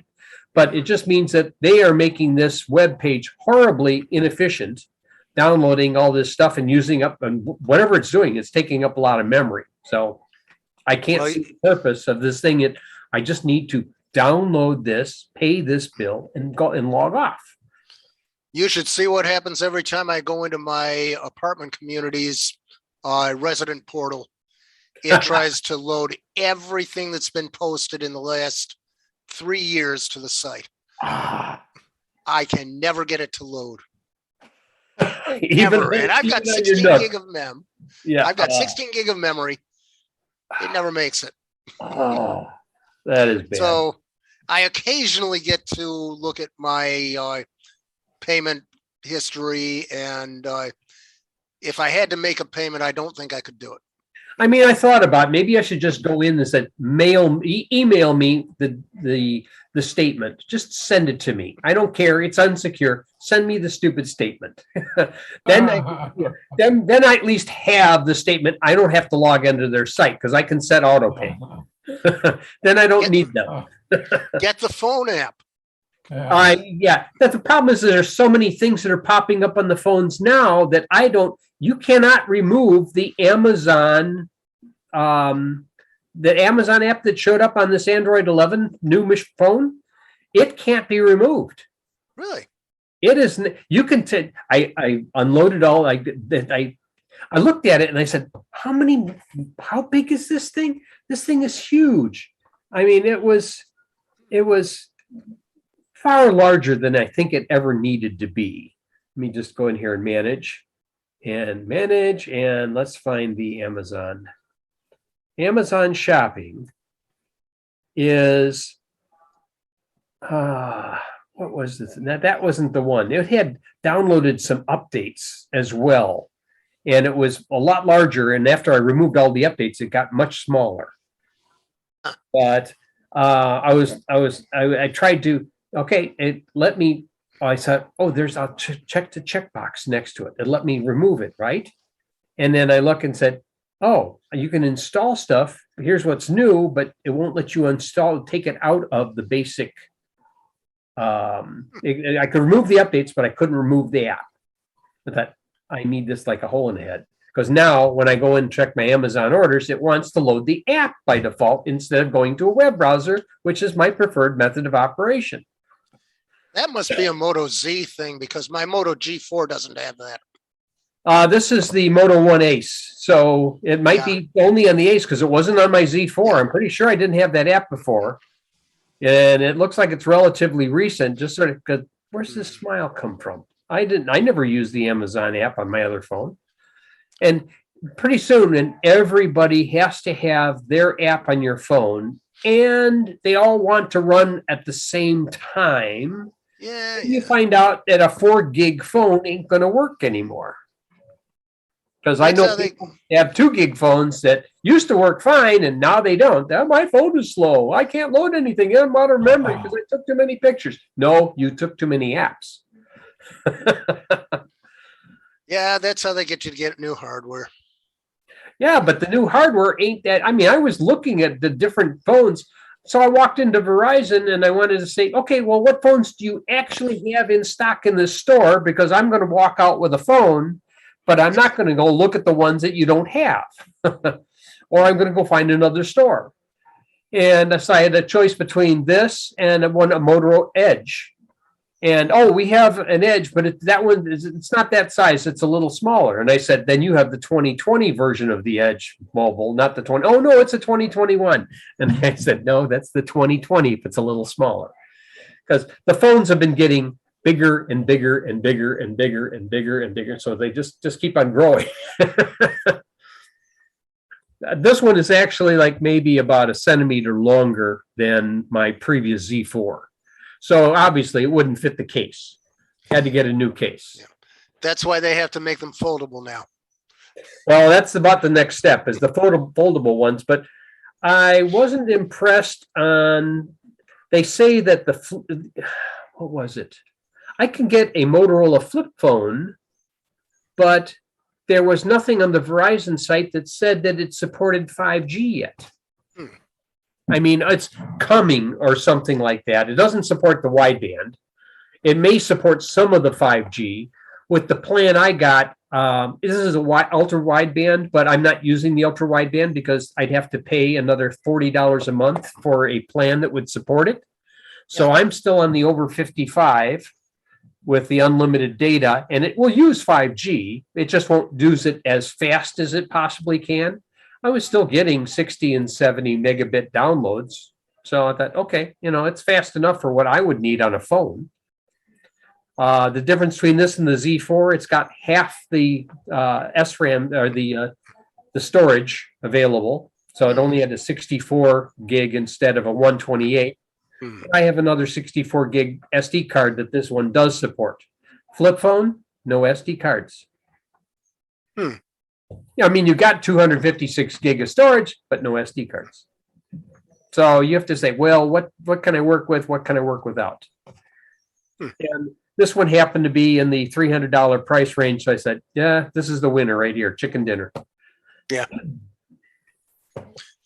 And I really wasn't going to go spend about $800 for the Edge. So I thought, no. And the flip phone at their price was pretty much close to $1, even though Motorola had it discounted for $8.99 or something on their website. Yeah. Toyed with the idea, but not much of that fashion concept. I know that I've seen some people with the Samsung Z Flip, but anybody who's got a Samsung is probably aware that Samsung just disconnected their cloud, and if you had files in the cloud, they are no longer reachable. Oh. Wow. Yeah, so they warned people. They warned people. Said, "Hey, you better get your files. Better get your files. Better get your files." Fortunately, the one couple of the devices that we had at our church, if somebody had already hooked them up to Google and had all the photos moved over to Google, so we're safe there. Wow.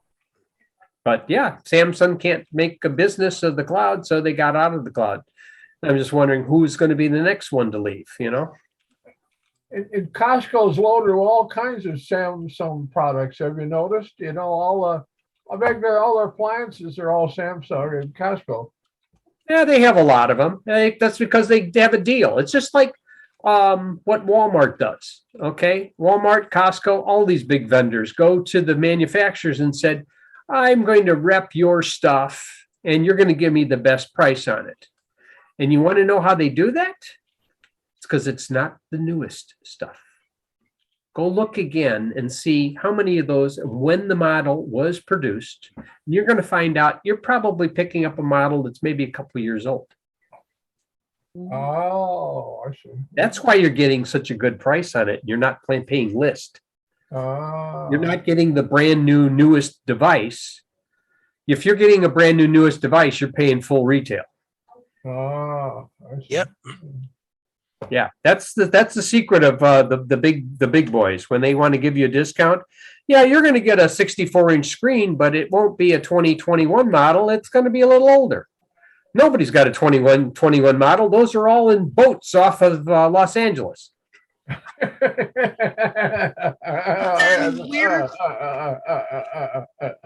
We'll just use one of those Venezuelan cigar submarines and go out there.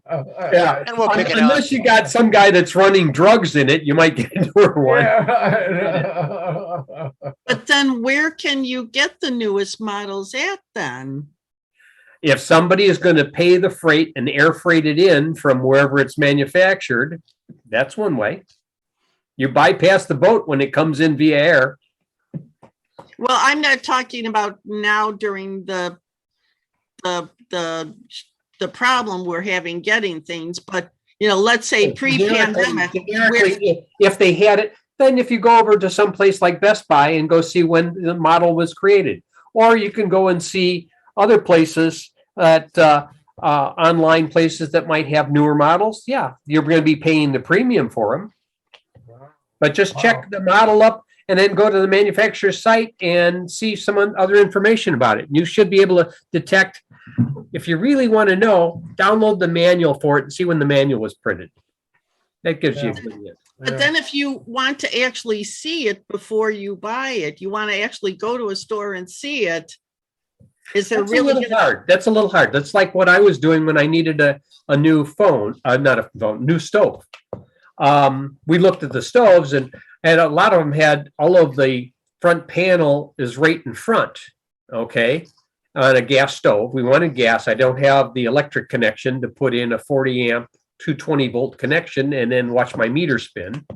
So I wanted a gas stove, and a lot of them had the controls up front. The newer ones had the controls up front. I wanted the controls on the back. Why do you want the controls on the back? Well, because when you spill something into that area where there's electronics and it's hot and it's water and it gets into there, it's going to burn out that $700 control model, and then you're going to have to buy a new one.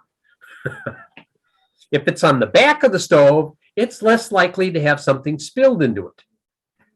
Well, what about with little kids around with a front controls? There's more chance that they'll mess around with them versus in the back panel. That's true, but sometimes they put a kid's lock on them, so you push a button and it locks it so that it can't be used. If a kid could figure out my stove right now, they would be well pleased at being able to operate it for grandpa and grandma. I mean, this stove has the capability to have remote control via Wi-Fi, which is kind of scary, which is why I don't connect it up to my wireless router. It's probably got something very close to what looks like a Raspberry Pi inside of it. Jeez. Except it's got, I think, at least 2 gig of memory on it. So somebody could come driving by and they could use a Pringles can and control your stove. They could turn on your stove, Max, and say, "Oh, let's do a clean cycle." While you're out. While the air conditioning is on. I would think I would put that more of the power company wanting to do that. Yeah. Or while you're out, somebody starts it going full blast. Yeah. That's kind of scary. So, but they'd have to have access to your the local router because it's only communicating with the local router unless they could get in between it and spoof it. And they'd have to get inside and be within 15 feet of it because the router is about 30 feet away from it. So it would take them a little doing. But I just choose not to have it as part of competition for everything else that's been using Wi-Fi in the house. Didn't see the need. That's a little excessive. You can't walk over and see what the temperature is. No, you got to read it on your phone. That's getting lazy. Why would you have to read it? I just say, hey, G person or the A person, what's the temperature? And she'll tell me. Of the stove. Well, if I had a modern stove, I have the stove when I moved here. It's 21 years old, so it doesn't do that. My washing machine, on the other hand, I can ask. It's a newer washing machine. And I can even download recipes, they call them, to the washing machine for cleaning certain things that aren't standardized in the dial on there. Mm-hmm. Oh, jeez. I would be the kind of guy that would program something like that. So when you ask it some stupid question, it would respond, "I'm a washing machine, you fool. What do you think I do?" But if you have some special soil, like our very famous Waltham soils with all the iron in them, you might have special washing instructions. Yeah, you might need special washing instructions. If you want to hear something interesting, ask your favorite G device. Say, "Oh crap." Well, the other thing with the smart devices is in your car. They're already have articles out there that say, hey, we're getting taken to the cleaners because all the smart devices in our newer vehicles, most of it's sitting there never used by the owner. But you had to pay an arm and a leg to get it in the car. Yeah, that's true. And there's did you see the other article about the woman? I think it was a woman who asked Amazon to supply everything that Amazon had collected about her. And they gave her a link to this thing she downloaded, and it had like 4,000 sound bite clips in it. Well, I believe it. I believe that. Because she had 2 Echo Dots and something else, and a regular Alexa. Yeah, training any kind of AI that is voice controlled is going to use a lot of sound clips. And I mean, if I've they are looked if they are retained, then you're going to have a big file. And how many times when you just all of a sudden you hear a little beep on your phone, like, I wasn't talking to you. Well, I the don't time. have voice It assistant. responds. And with the G person, you can actually go into and look and see what triggered it and even listen to the audio clip that triggered it. Well, I don't have voice control because I don't want to, in the middle of the night, be talking to my devices and upset everybody in the apartment upstairs and the other upstairs and all over the building. Our ceilings are not soundproof. When my daughter and son-in-law were living here while their house is being renovated, parts of their bathroom is being renovated. I remembered my son-in-law Chris had come downstairs and the TV was on, and some commercial came on and wanted it to play something. And of course, I don't have Pandora hooked up to my G device. And it said, well, I don't have that, so I'm going to play this selection. And he woke up and he said, your thing was playing music. It was like, he woke him from a sound sleep in front of the TV. And this thing started playing loud. And then I had to go back and see what triggered it. And I could hear the TV commercial that triggered it. Yeah, I've heard reports like that. Of course, once you know what triggered it, there's nothing much you can do with that information. No, there isn't. Yeah, like I did, on the other hand, find something I knew, but I didn't know, which was I ran low on Google storage space. So I signed up for Google One. And you get full Google support with Google One on whatever you want on Google products. Okay, cool. Which is cool because otherwise there's nobody you can get a hold of. Yeah. And with Google One, you can submit whatever you want to ask and get an answer back. Now they sent me I asked a question. They sent an answer back. I said, why are you being a moron? This doesn't have anything to do with my question.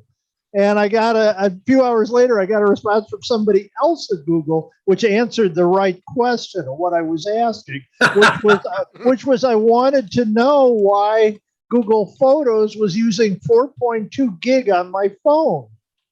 And I had no pictures stored there. I had backed them all to the cloud and deleted them. And it was using 4.2 gig. And their answer was, well, back it up to the cloud. And I said, yeah, right. It's done long ago. And it's cleared. It's not that. So the second person who responded gave me more advice on how to actually reclaim some of that space. And I'm looking all over the phone using the Files program, trying to figure out where is it using 4.2 gig of space. And unfortunately, the problem with my Pixel, it's 64 gig and it has no SD slot. Right. And you can't expand it. Yeah. I mean, that's your wall. So so Google Photos using 4.2 gig is significant. Yep. It was actually the most of anything on the phone. So where did you find the photos hiding? There weren't any photos hiding. It was caching pictures as you scroll past them. This is the cached. So you had to go into Google Photos and clear cache. Well, except if you cleared cache, it didn't clear that. Oh, for some reason. They actually have two clear sets. Well, they there's have a clear storage. Yeah. Did the clear storage get it? Not all of it, but a lot of it. But then they warn you not to use that because it says it will lose your information. And I'm thinking, well, it's Google. You've got all my information in the cloud anyway.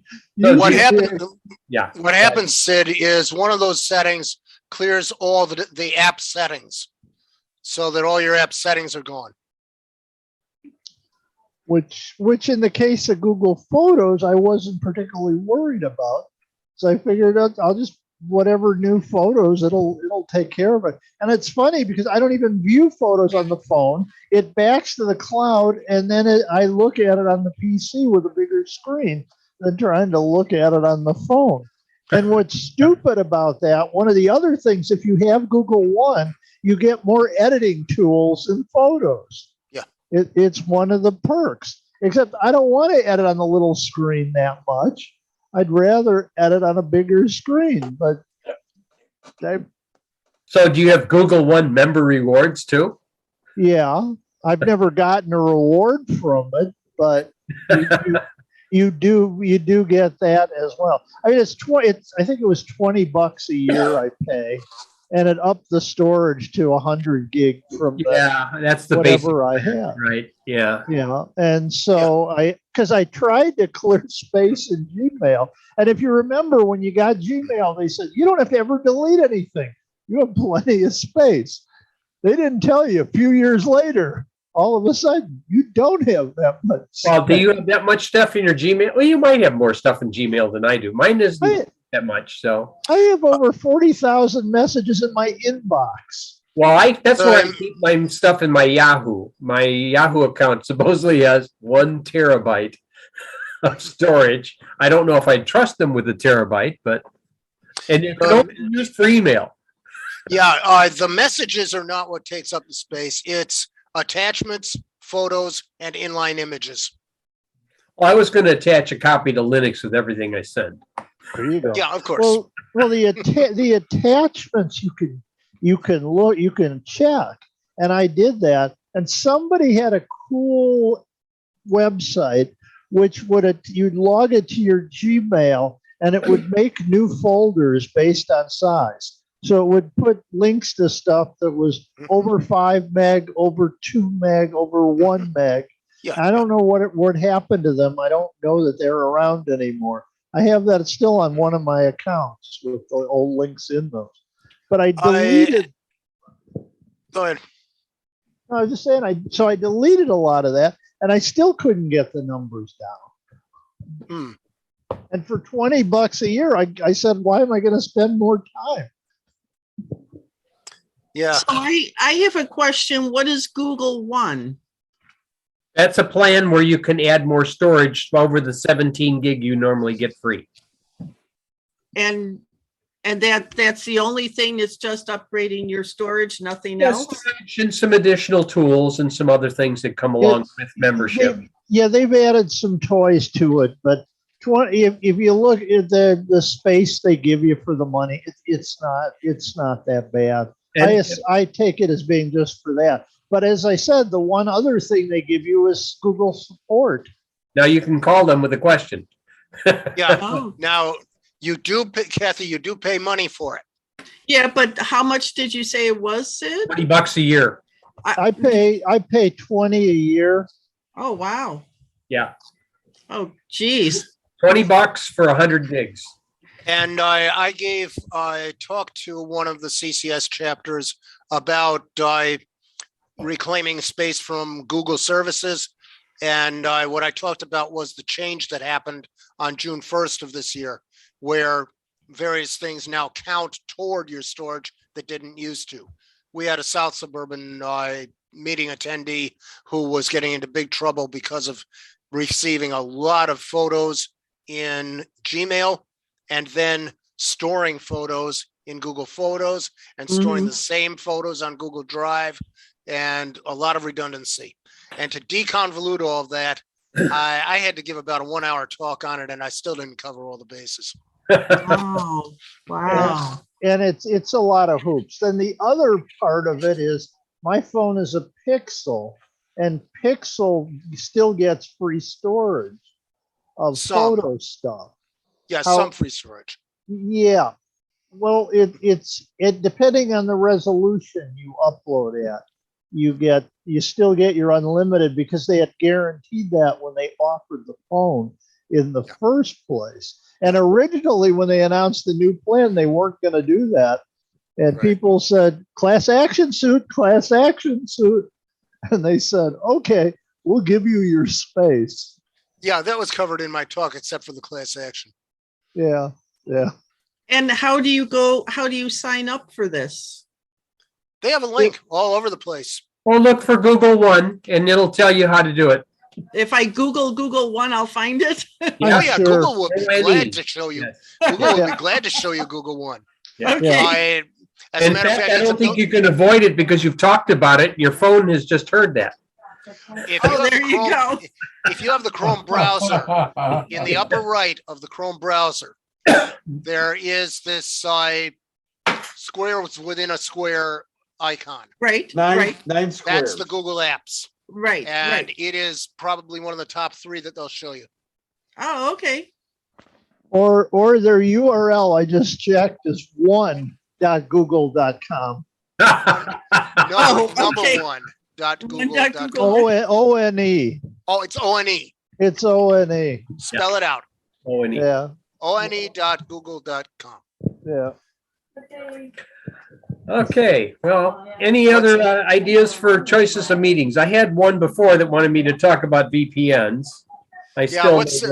what's Sanford trying to wave his hand about? Go ahead, Um, Sanford. I missed some of the things you guys were talking about. I had to go take care of something else. But I did hear you guys talking about IoT things, and that was something I would really wanted to show you a video, but I can't get it in my system quick enough for you. So here's a comical thing that happened. My friend up in Wisconsin, his whole house is set up with Amazon Alexa. And he has smart lighting throughout the entire house, as well as on the exterior of the house, that he walks into every room and he tells Alexa what to do. He said, turn on this, turn on that, da, da, da, da, da. Well, he was out of town. There was a power interruption and it was off for quite a while. And then when it came back on, his lights forgot their programming. And so they forgot the programming. He found out about this the hard way. The police came to his house and rang his Ring doorbell. And they said, we're doing a well-persons check. Are you okay? And he says, well, I'm out of town. I'm okay. What's the problem? They said, your house's lights are all flashing.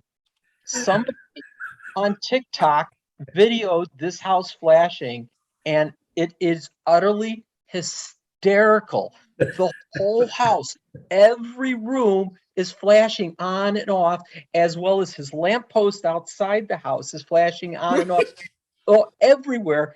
Somebody thought the house was filled with poltergeists or haunted.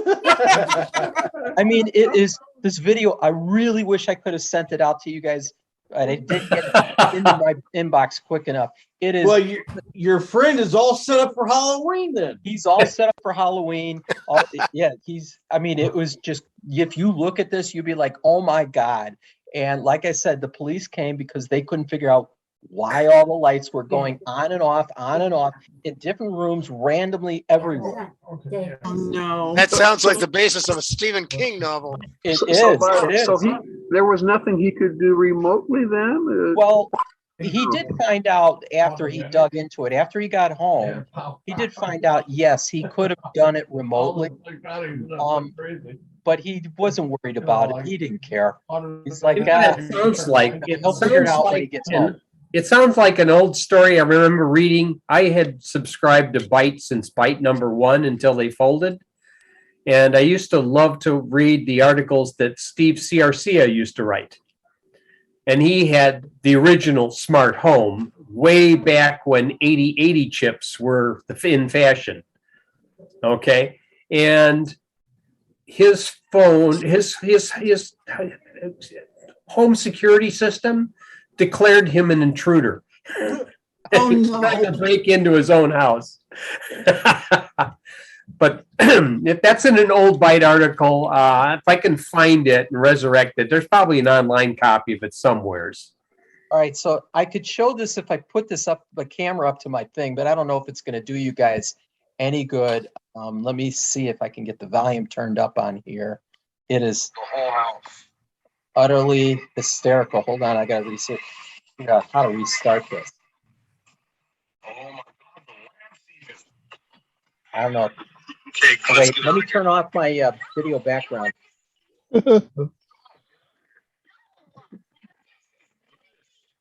Virtual background, hold on. Two hands. I'm sorry, I'm taking so long to do this. No problem. There we go. Oh, the real background. How do I restart this? Reload. I'm starting to get that sinking feeling. Never mind. A little bit of glare here. All right. We're seeing your computer screen Yeah, reflected. No, I can see it flashing. I've ever seen some poltergeist shit. Okay. There it is. There you go.